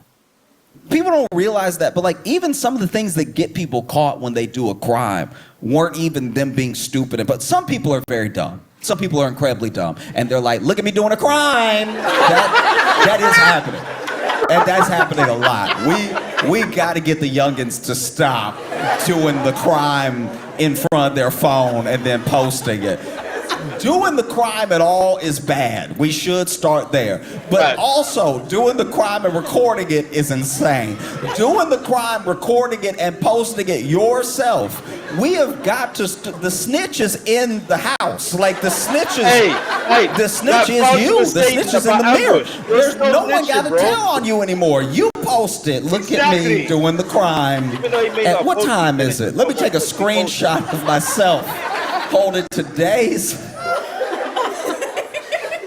Let me take a screenshot of myself holding up another phone with today's most viral TikTok so that everybody can know for certain that it was me and I did it and I'm proud of it. And then when I show up in court, I'll be like, who? No, truly, let's go back. Let's go back. Let's go back to the 90s when you could just go for a walk, having, I don't know, killed somebody and then... Hey, yo. I don't even, like, truly, I don't know how, up until recently, up until, like, the true sort of overwatching surveillance police state that we don't really sit aware that we live in. Like, until then, I'm blown away that a cop ever solved a crime. That's true detective work. If you go back to the 90s and you're like, there's footprints, these footprints, let's check the footprints against the shoes that have been made in the last 10 years. Like, all that stuff is like real detective work. And when they caught someone, I think I would have been like, wow. How? This is crazy. Police now, they're just like, that looks like him in the video he made.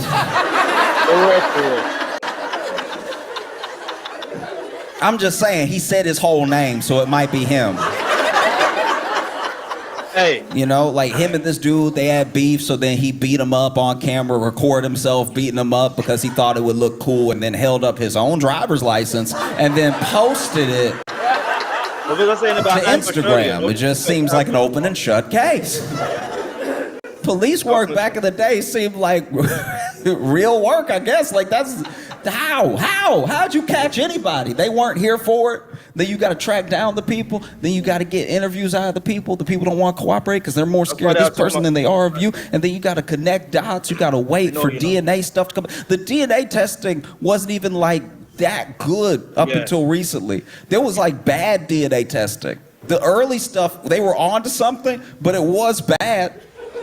They'd send it off, and the test results will come back. It is blood.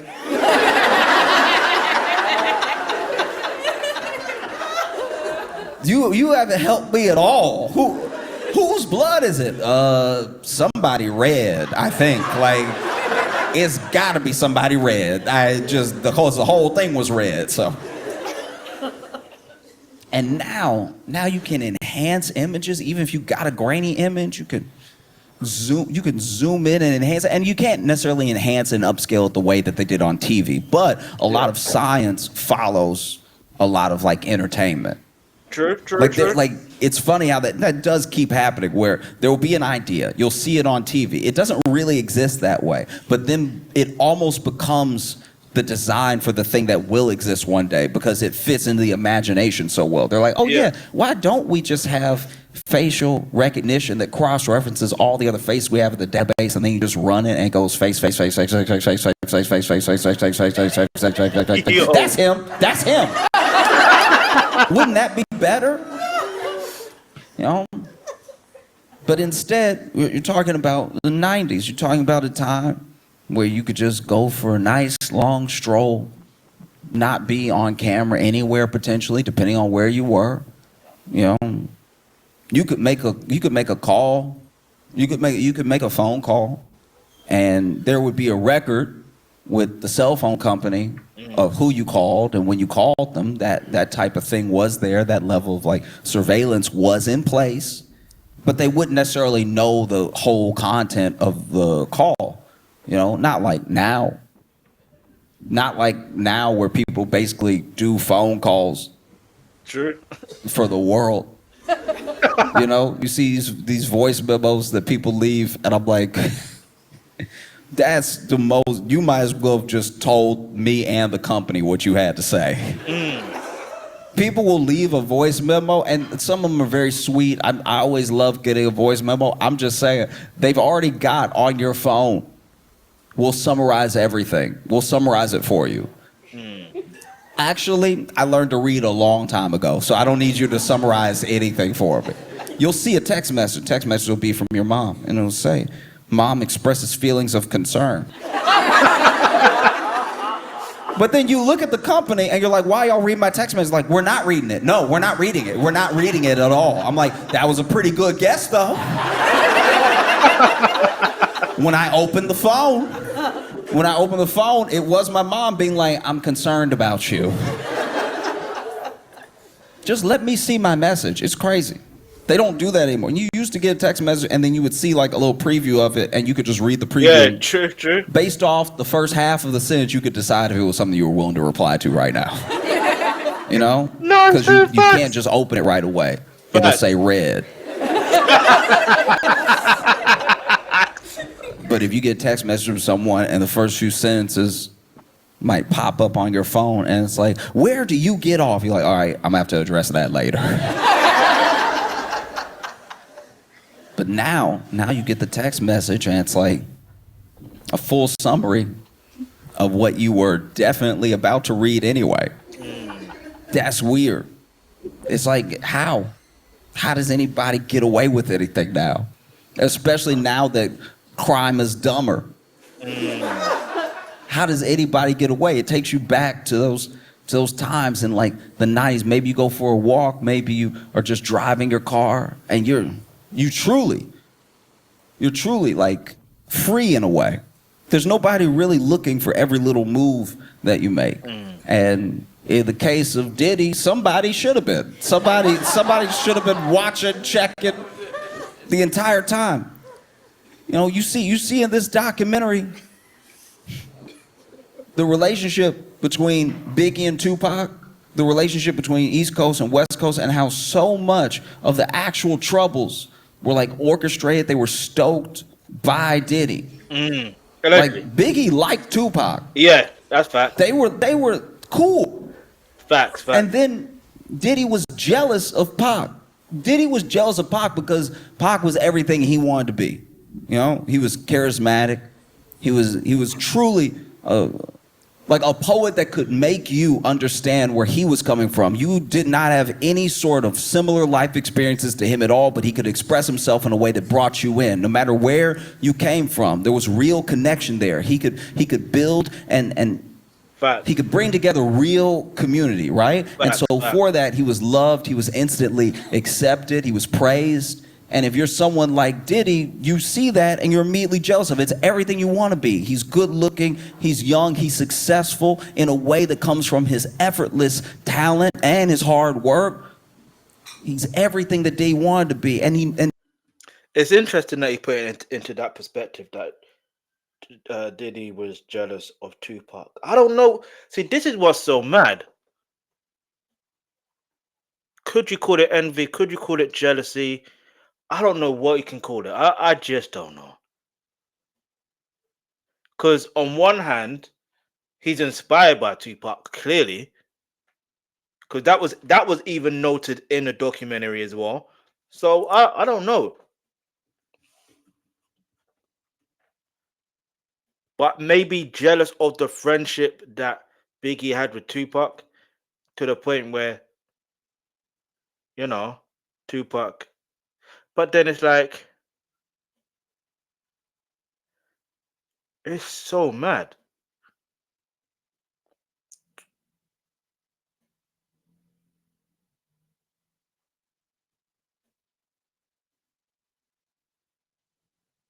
Because aside from that, it's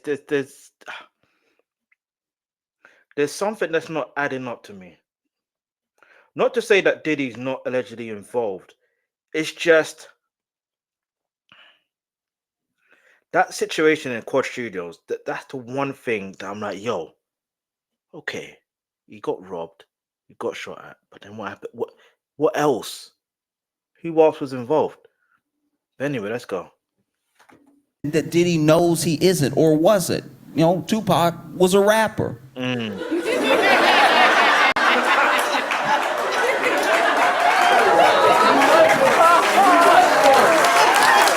you know what I mean? Like, Diddy, I know Diddy want to rap. Ooh, Diddy want to rap so bad. One of the most dastardly things this documentary has done in some of the editing is just showing Diddy dance for no reason. You can tell Diddy not talented from the way he dancing. I know it's a harsh statement to make, but Diddy dances. Diddy dances like Tom Cruise from Tropic Thunder. Like, hey, yo! And Tom Cruise was on rhythm. You know what I mean? Like, yeah. Diddy was over here in the documentary.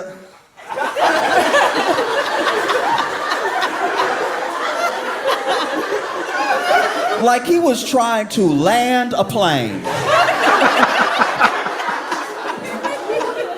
Hey, yo. I was sitting there like, what am I watching? I'm just saying, you go back to that time, right? Go back to the time in the 90s when your phone was just a phone. Like the cell phone was only a phone. You could make a call and play Snake. Yeah. We know about 33 maybe Centipede if you were fancy, but like that's all it was. It had that stick that came out of the antenna that shot out of it that for some reason wasn't out all the time. Why would you not pull it out all the time? If you want to have a good call, why do you need to pull it out? Shouldn't it just come out every single time? And then you would drop it. You drop your phone and it was not a big deal. Look at people that drop their phone now. Yeah. This is how you can tell we're all addicted to our phone. Watching someone drop their phone is like watching somebody drop crack down a drain. They're like, oh!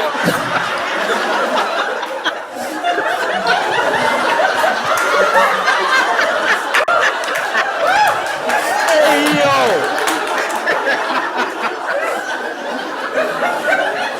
Oh, man.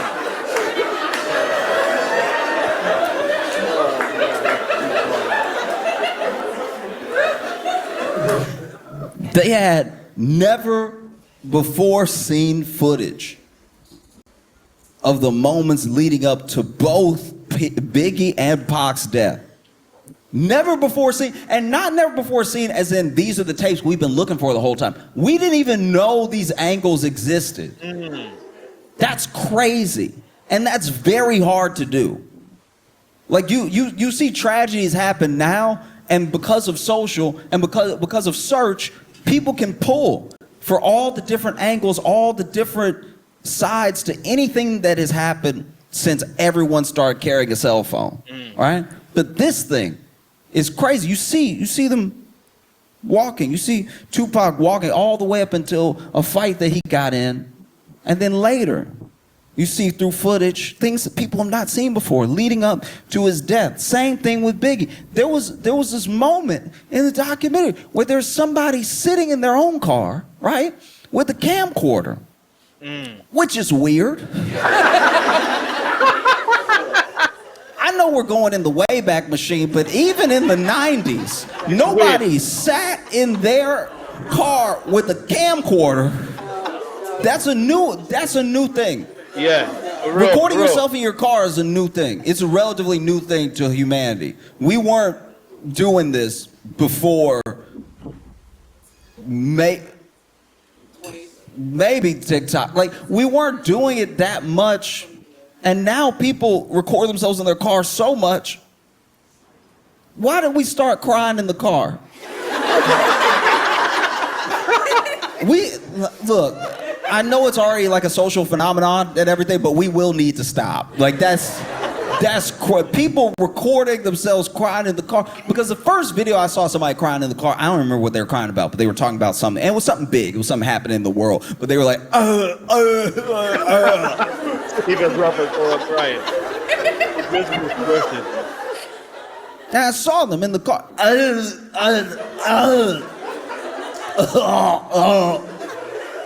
He sounded Rocky Balboa. And they were talking, they were like, it's so unfair, it's life, you know, it just comes at you, it's horrible, what are you supposed to do? And I remember sitting there like, okay, all right, they're making some valid points, I understand why they're upset, but who recording them right now? This is terrible. Why would somebody record them and then put it online? And then, because it was just, I was scrolling when I saw it. So then when I clicked on the profile, I saw it was their profile. I was like, oh, somebody then hacked them and posted a video of them crying. That's terrible. This is a true demon that got a hold of their footage and then posted to their page of them crying. That's so embarrassing. Oh, I hope they find justice, right? I was so interested, genuinely. I was so perplexed at what was happening, because then the other people commenting weren't addressing the fact that this person crying is their like, no, I seem to be the only one confused about what was happening. Everybody else in the comments was like, keep your head up, you know, like all this.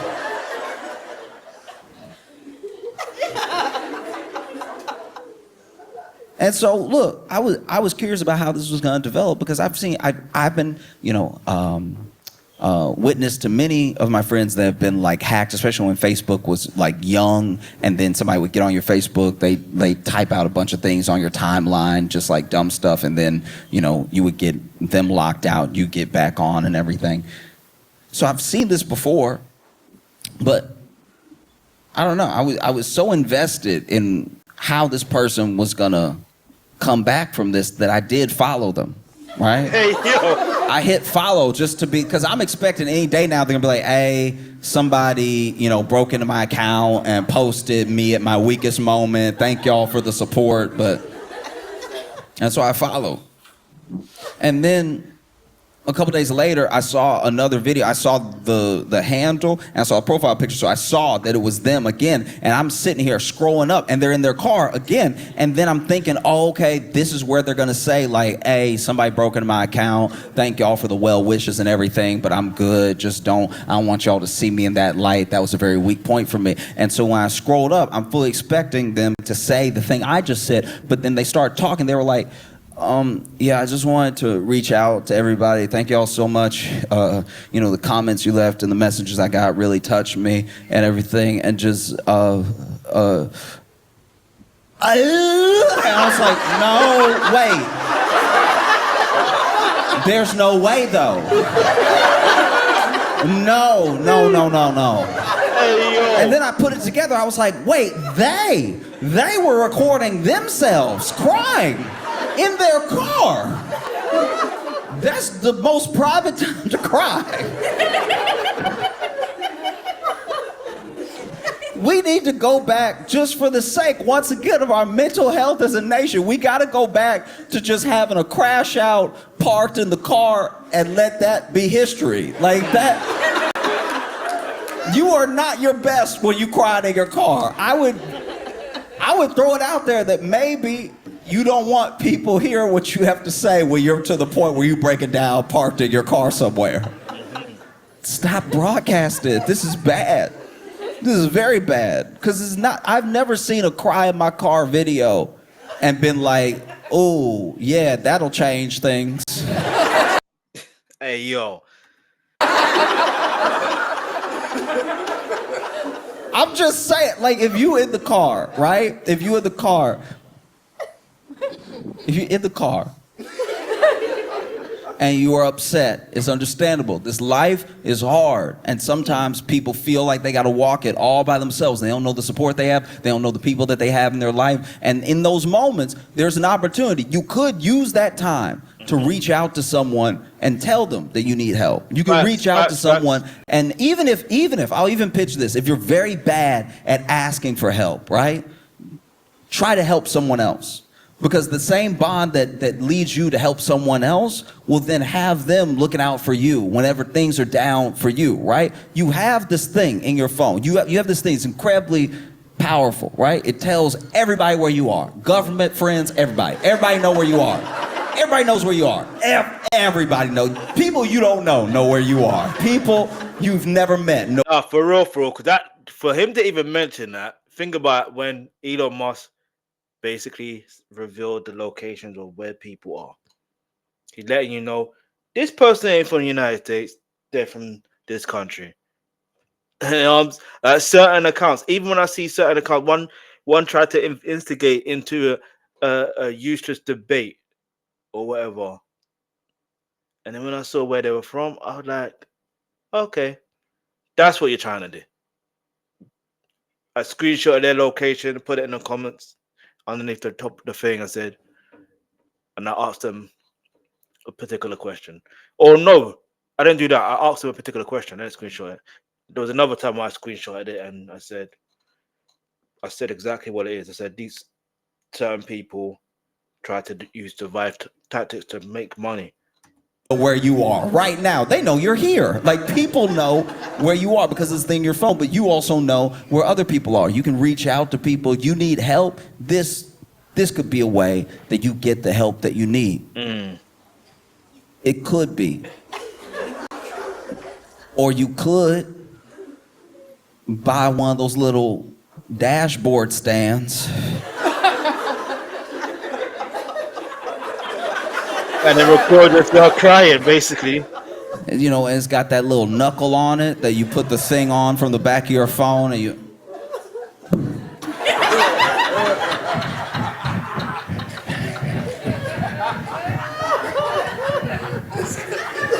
Hey, no, that thing is troublesome. Even in a normal stand, it's troublesome. You know what I'm trying to say? It's troublesome. If you know, you know. Hey, yo.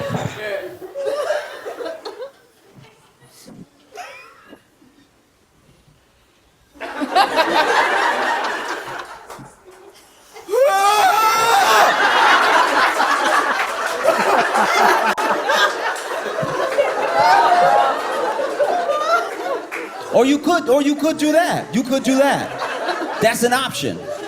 It's possible you could give that a shot as well.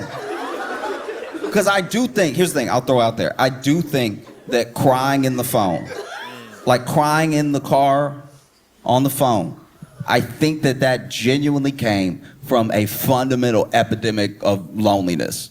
True. Do you know what I mean? Like that thing is not something that's born out of having a wealth of people to talk to. True. You know, it comes from being in a place where, sure, everyone will like shirk it off. They're just looking for attention, whatever. But I think it goes deeper than that. And I think it's people like literally, genuinely crying out for someone to hear what they have to say, for someone to have their back, for someone to get them, right? And so they reach out to the whole of the internet, and then what they get back in return, sometimes it's a bunch of hate, sometimes it's a bunch of love, whatever it is, sometimes it's just people keep your head up, whatever. But I don't think it's a substitute for like genuine human connection, like having that person to sit in your car with you, to look at and go like that, like that's much better. That's just between the two of you. And instead of becoming your worst moment online, it becomes like an intimate moment you have with a friend who has your back, who you can cry to, right? I said all that to say somebody in the 90s was sitting in their car with a camcorder, like a nah, for real. like a camcorder, like a.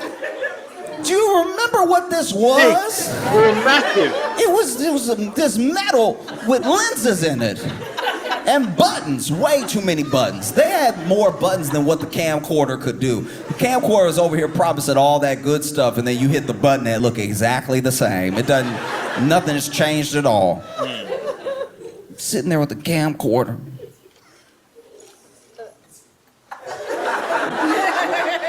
Because the camcorder had that strap. Yeah, It had that strap right on the back, so that way, you know, you could do some real journalism, some true video journalism.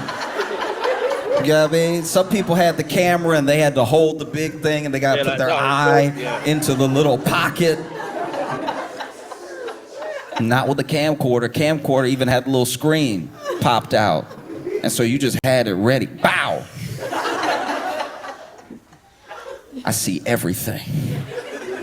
Where were these cameras even from? It's crazy. Where is the camera from? Because there's a thing that had never been aired before. Where someone is in their car and they're like, is that Biggie? And then you hear pop, pop, pop, pop. And I've never seen that in my life before. Oh my God, they just got shot. Somebody called somebody. And then you hear like someone who's like in the car calling 911, but you see from their perspective, first of all, who are they? Where have they been this entire time? That's crazy. Where did they? Facts.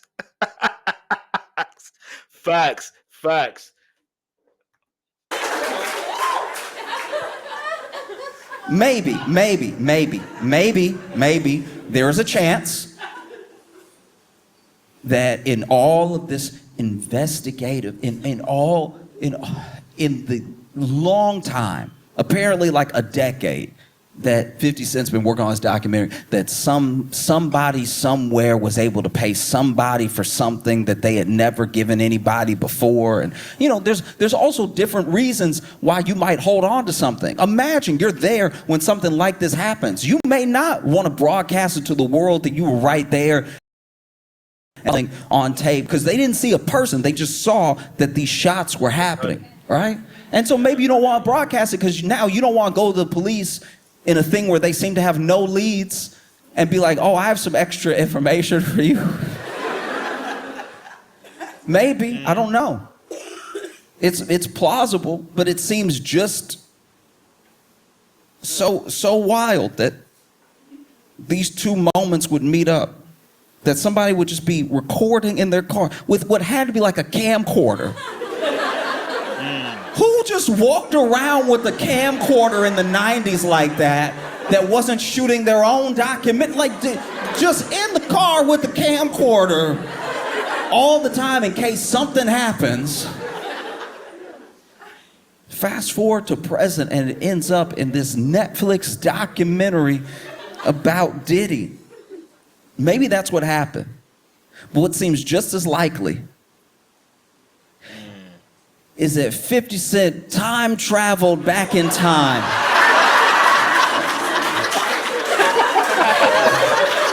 with the camcorder, right? Because you don't want the resolution to be too clear. People start asking questions. Time travel back in time, sat in the car and point the camcorder in the direction. Oh, is that Biggie?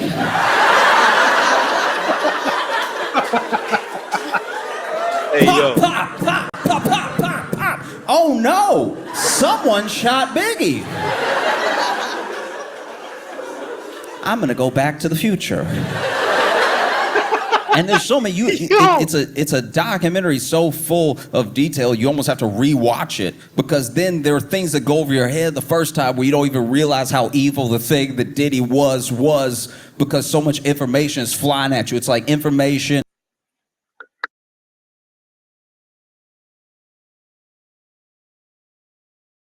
Here's a tidbit. Here's an interview. First-hand account. Somebody was there. Baby oil. Here's another tidbit. Here's a first-hand account. Here's what someone had to say. Here's something that we didn't even know Diddy did. Baby oil. There's so many instances of them cutting to baby oil that sometimes some of the evil gets a little lost. You know, the idea that this man might have had so much to do with Biggie's death and then went on a campaign like he was Biggie's best friend in the entire world. It's not just insane that people let him get away with it. What's even worse is that he, through this memorable event, right? All throughout Bed-Stuy, Biggie's funeral, right? And then no one knew, I didn't know until I saw a documentary, that he made Biggie's estate pay for that funeral. Yeah, like that's, and if you get too distracted by the baby oil, you might miss that detail. You know, and it's a scary thing that what gets revealed in this documentary isn't just how bad Diddy was, it's also how bad so many of us want money, fame, something he could dangle over people that really let a lot of this abuse keep going, that really kept a lot of his secrets.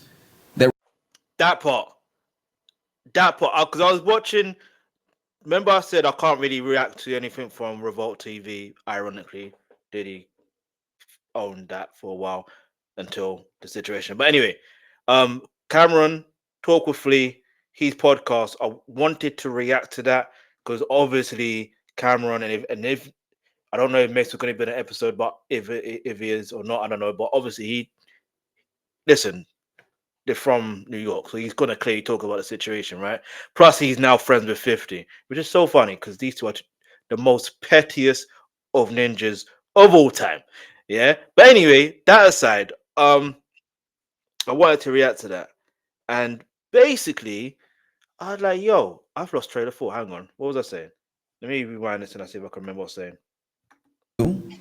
I didn't know until I saw a documentary that he made Biggie's estate pay for that funeral. Yeah, like that's. And if you get too distracted by the baby oil, you might miss that detail. You know, and it's a scary thing that what gets revealed in this documentary isn't just how bad Diddy was, it's also how bad so many of us want money. Okay, fame. yeah, that's what I'm gonna say. Seeing as you mentioned that, because Cameron alluded to the whole Little Rod situation is like, what do you mean you woke up feeling sore? Wouldn't you want to get out of there as soon as possible? And then even I think Sen, like he was like forget the money, like it's not even about the money this time. I'm getting out of there. But then I realized, you know what? There's two things that could be true, right? Yeah, he was under the influence, right? And then two, you have to consider, was this before or was this after the situation that happened in the studio with Justin Combs and Diddy and the other guy allegedly that was, do you know what I mean? You got to put that into perspective. If it's before, then hey, yo, that's wild. Do you know what I mean? Do you something to say? If it's after, then it's more understandable. But if it's before, yo, that's wild. But anyway, let's go. That's why some people have to be careful when you're talking about other people that are, when you're talking about people and their situation, because you don't know how you wouldn't know. It's easy to say, we're reacting this situation, I'll react in that situation. You don't know unless you're in that situation. It's as simple as that. Let's go. Something he could dangle over people that really let a lot of this abuse keep going, that really kept a lot of his secrets, that really kept people doing whatever it would take to be in the loop.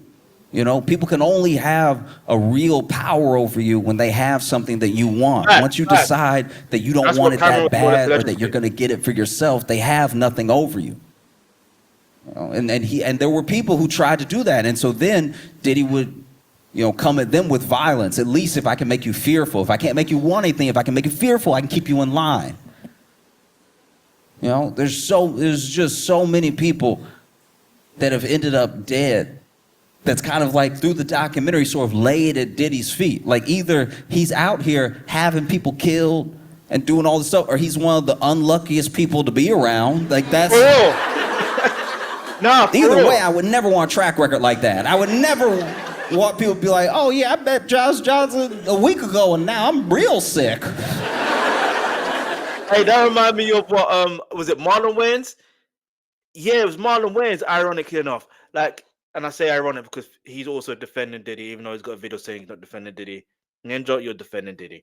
But anyway, he also said he was talking to Biggie 20 minutes before he died.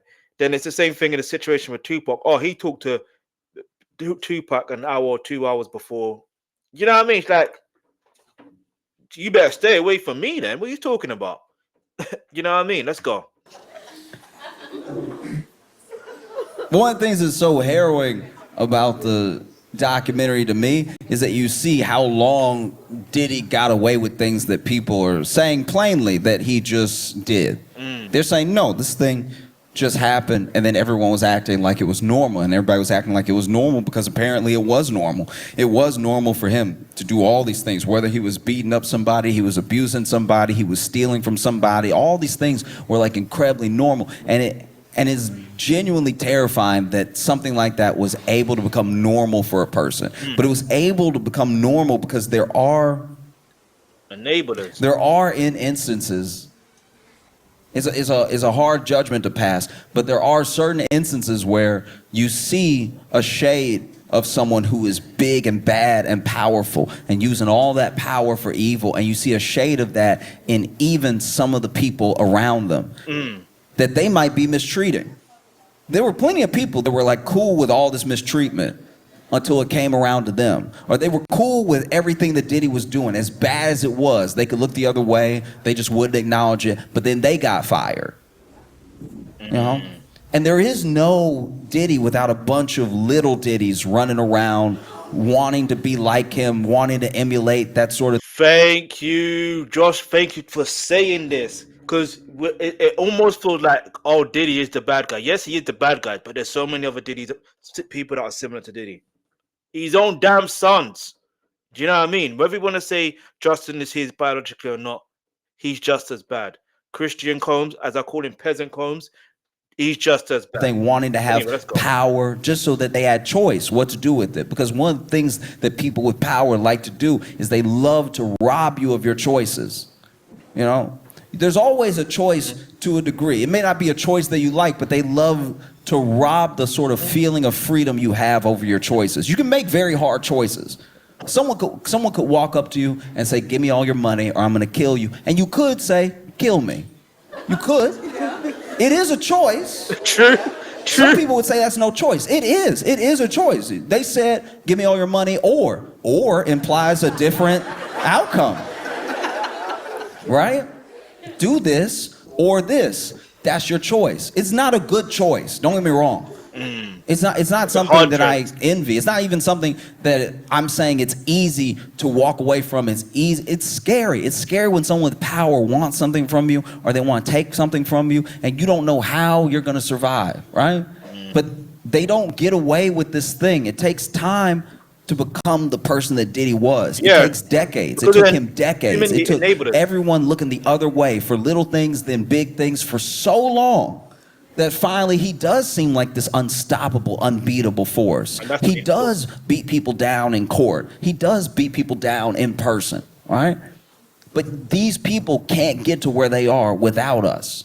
They can't get to where they are without us looking the other way, without us slightly condoning, not quite condemning.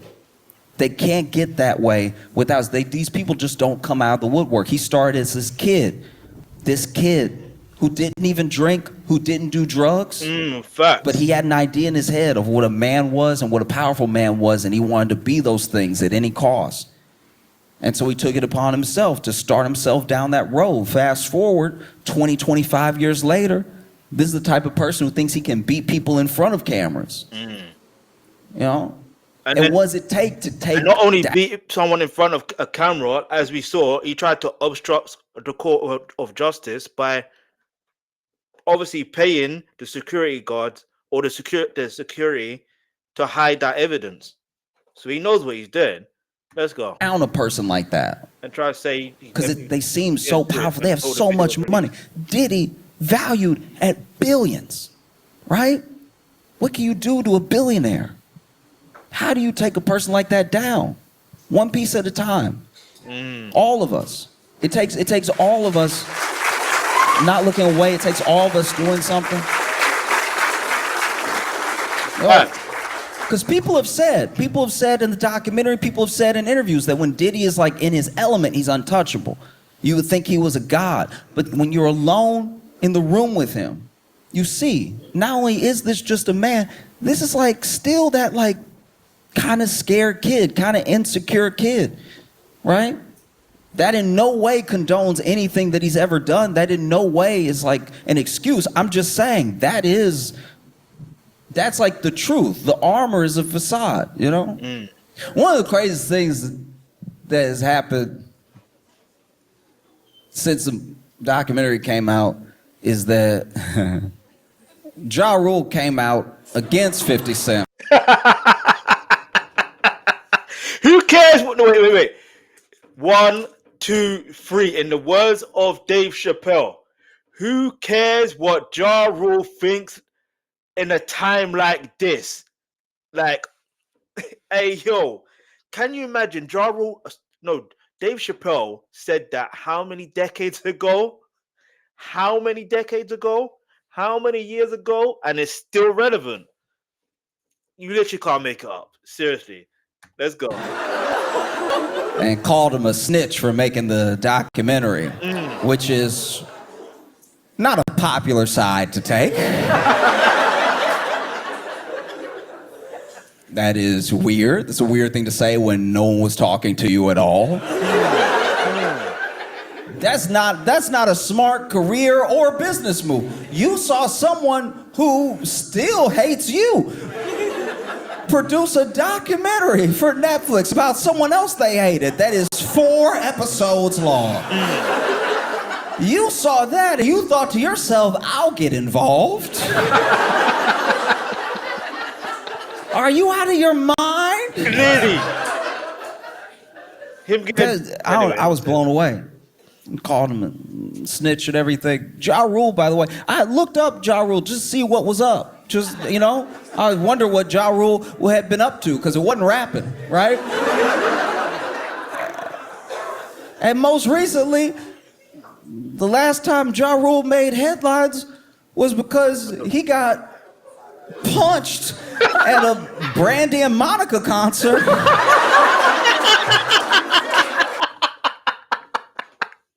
I swear to you, yeah, you literally cannot make this up. You genuinely can't make this up. Hey, yo. On their The Boy Is Mine tour. Where you get punched says a lot about where you're. For real. Do you know what I mean? If you're a rapper, and you get into a fight at a rap concert, that seems par for the course. If you are a rapper and you get punched backstage at an R&B concert, you must have had it coming. These people are singing melodies. What is... I just realized, like, I'm not I remember his actual response to that, yeah? Ja Rule was talking about security, that, and I'm thinking, now that he mentioned that, now fast forward, now you want to call 50 Cent a snitch, but isn't you wanting a security guard? Is it like, make it make sense? Anyway. Fighter, but one of the worst things to do is to get beat up to soft music.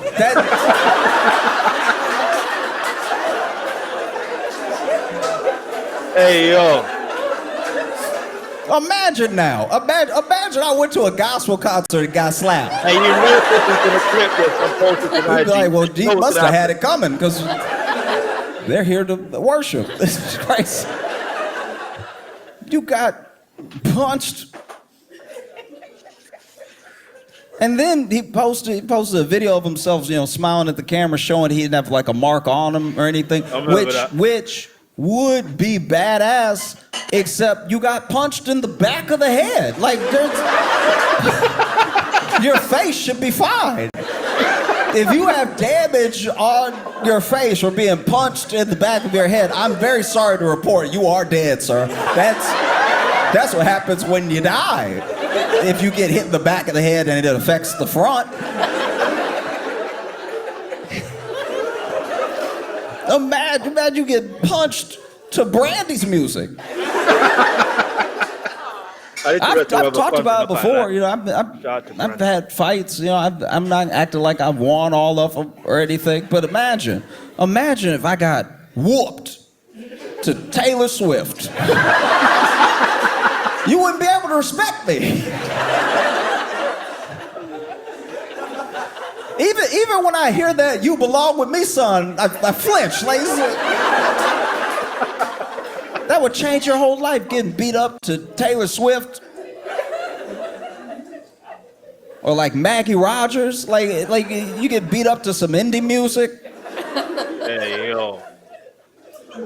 Would destroy your reputation. I don't even know why would Josh say anything? The last notable thing you did was Fire Festival. Yeah. Like you know what happened with that? Hey, nah. You didn't go to jail, but Billy did. But you were his partner. You were in all the pictures with him. That's crazy. The only thing scarier than the documentary is that Diddy's gonna get out. Maybe he will, maybe he won't. In fact, this is, if you watch from the beginning, there's a high chance that he's not gonna get out. There's a high chance. There's a high chance. If Chef Jordan was literally, doing what she's doing, and New York, is it the SDNY, the Southern District of New York?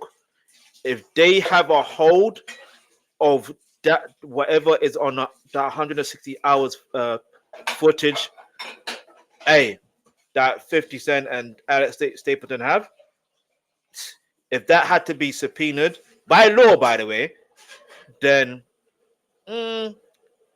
Diddy's done. Do you know what I'm saying? Diddy's done. And if they can piece the, and no, then you got the Keefe D situation as well, where Diddy's name has been mentioned 77 times. I know what's her name said 200 times, but let's keep moving. Let's go. I'm terrified. I've been talking reckless. I really thought he was gonna go down. I was positive. I was positive. I was so sure justice was gonna prevail. You know what I mean? This is crazy. This is crazy. This is so insane. The American justice system had one job, right? One job. Finally, a black dude did everything. and somehow this is the one that slips through the cracks. No, wait. That's crazy. You know what I mean? Do you know how many people I know have been arrested or gone to jail for some slight? They barely had it. But then a jury was like, maybe they did it. Let's send them away. Diddy and OJ are the two people that I've seen where I'm like, guys, what? Now, wait, time out. I don't know about the OJ Simpson situation, so maybe I'll have to go through that and react to that another day for another topic, yeah?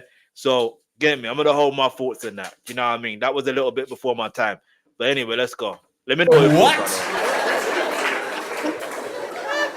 This is crazy. You watch this.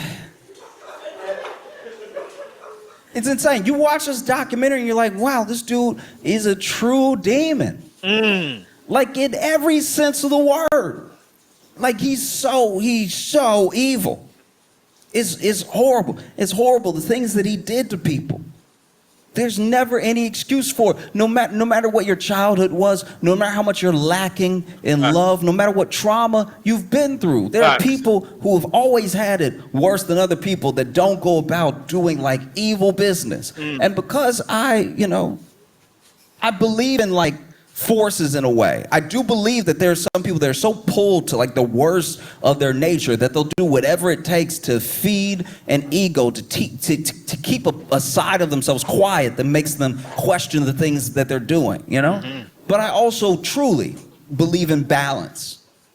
I believe in balance, and I don't think that like any man is like truly a saint. All of us have our issues, all of us have our problems, and we have our things that keep us human. We have our mistakes, we have everything that drags a person down, right? So I would never try to put a person on a pedestal or make them some sort of living saint, because I don't know what their inner thoughts are. I don't actually know their heart. I don't know if the good that they do is to be seen doing good, or if it's to actually put more good in the world. I can't tell you. I have no idea. But because I grew up in a religious home with a grandma that really believed in Jesus. You know, I've seen that picture of Saint Michael stepping on Satan's neck. And I don't know, it just kind of feels like that's what 50 Cent is doing to Diddy. Yeah, I mean, hey, yo. Like, got the sword and everything. Hey, what a way to end it.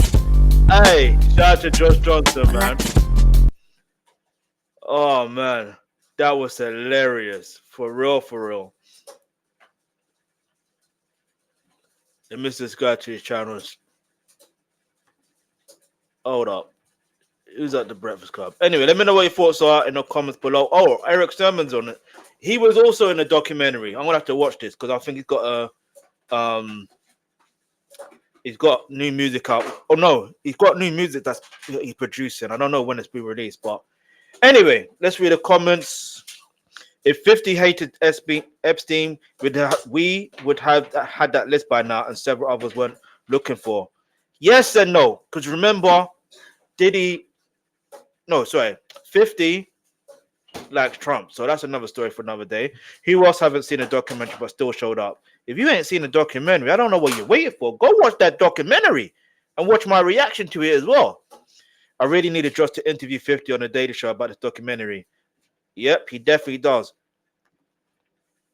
I have been sincerely waiting for Josh. And he did not disappoint.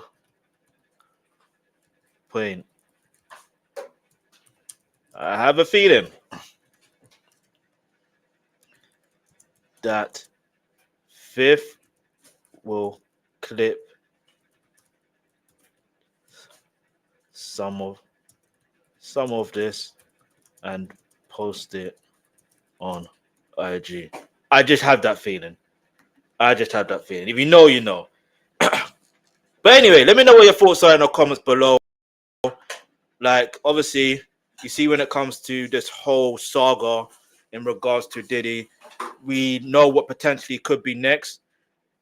It is what it is. So, but anyway, Let me know what your thoughts are. Let me know what you think is going to be next for Diddy, despite what we just watched.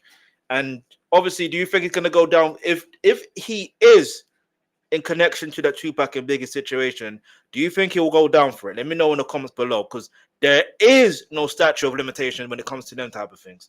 That's a simple fact. All right, no matter what, regardless of whatever state it took place, there's no statute of limitations. And let's just remember, they need to reopen the case for Kim Porter. They need to reopen the case for Shakir Stewart. They need to reopen the case for Heavy D. They need to reopen the case for Andre Rowe. Just saying. Just saying. And I look like I am buffering, so it looks like it's time for me to now exit, and we'll come back another time. But yeah. In fact, I want to do something new. Give me a second, people. I want to do something new. All right. If I can actually find it.